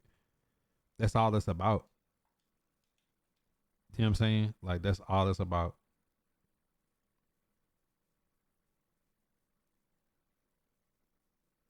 Oh yeah, everybody know if you got in trouble at school. You getting a whooping at school, and the one you get at home worse than the one at school. That's like I said, that 2-parent household. Like I said, I wasn't getting my ass whooped by one parent. It was both parents. I'm like, oh my God. But I want you to understand, like, I don't think your parents was bad or nothing. You know, it just was. But having two is better than one. You know what I'm saying? And Like that's a what my mom blessing to always say told that you me. was My a mom black person always that grew up told in me that. a household with both parents. That's what Because my if mom always nothing else, from being protected from the world is what you get. That's exactly what my mom told me. Exactly what my mom told me plenty of times. You when I you grew was up. protected from the world that didn't mean well for you. You know what I'm saying? So you might look back at some of the stuff and say, "Man, that was tough," or "Man, that was harsh." But in reality, man, it was out of fear that the world would do you worse. I can't even say, "Oh, my dad," did, because he was talking about, "Well, you're not ready for the real world." I'm like, "Are you ready for the real? But see, Were you even that's a that's a slippery slope though, Steve, because it ain't white America don't care about a rich black person. They don't. Now, if that person is doing certain things, and we ain't public enemy number one no more. They don't. Well, they're not counting on us to vote. They're not counting on us to fix our community. They're not counting on us to challenge the status quo. They're not even really worried about us at this point. They just got slow place. Like they're giving us the slow death. You know what I'm saying? They're giving us the slow death. It's other things that threaten national security or the power structure now before black people. Black people are like literally our own worst enemy at this point. We're destroying ourselves a lot more than anything. And that's some real spill. But I know this episode is for sure going up on YouTube tomorrow. It's spring break, the kids out of school. I'm finna go eat lunch with the kids. I'll be back tonight at a decent time to stream. We'll get some gameplay. We'll probably hop on some Madden and continue trying to grind this all Titans team. And then we'll do some Call of Duty late. As always, y'all want to join in the Discord, tap in on the Discord, follow the YouTube, follow the Twitter on all social media platforms. I'm really debating, should I push for this to stream more on Kick exclusively to try to get closer to this KCIP. It could be something that I feel like I'm good enough to do, but it would take some hard work and some sacrifice and a lot of support from the community, because I'm in limbo of I'm multi-streaming. I'm not hitting. The community has to support, not just Yes. on Facebook. Go on Everywhere. Kick. I don't care. Like I said, don't matter if you like say you just gotta make an account and just follow Buddha. Just support this community. I've been supporting this community for 3 years. I love the fact that I'm a part of this community and being able to get the knowledge, but be able to enjoy everybody in the community. For sure. And for sure, Zach, we not crayons. I understand. I understand that conversation and what you saying, but I'm gonna say this because I got people that's internationality heavy, and this is a whole nother conversation on YouTube. And maybe next stream you could join and we could have this conversation. We ourselves know who we are and what we are. We know we're not quote unquote black. What the world see you is perception is reality. And how we get treated is based on the perception of what black is. We don't own it. Nothing but the negative parts of it. The business aspect of it, we don't own being black. But it's, if you look on your license or your ID or how the world view you, no matter where you at in the world, first thing is that pops in the person's mind is that's what's being created. We had to break the narrative and become bigger and greater than that. So yes, you are right, and I understand that situation, and we can have that conversation tonight if you pull up. So tap in, hit that follow button. I'm about to hop out of here, man. I'm finna go eat with the kids. Loaf, Impulse, Boney, Peace. Rich. Appreciate everybody hopping in. Chat, y'all been lit. I appreciate y'all tonight.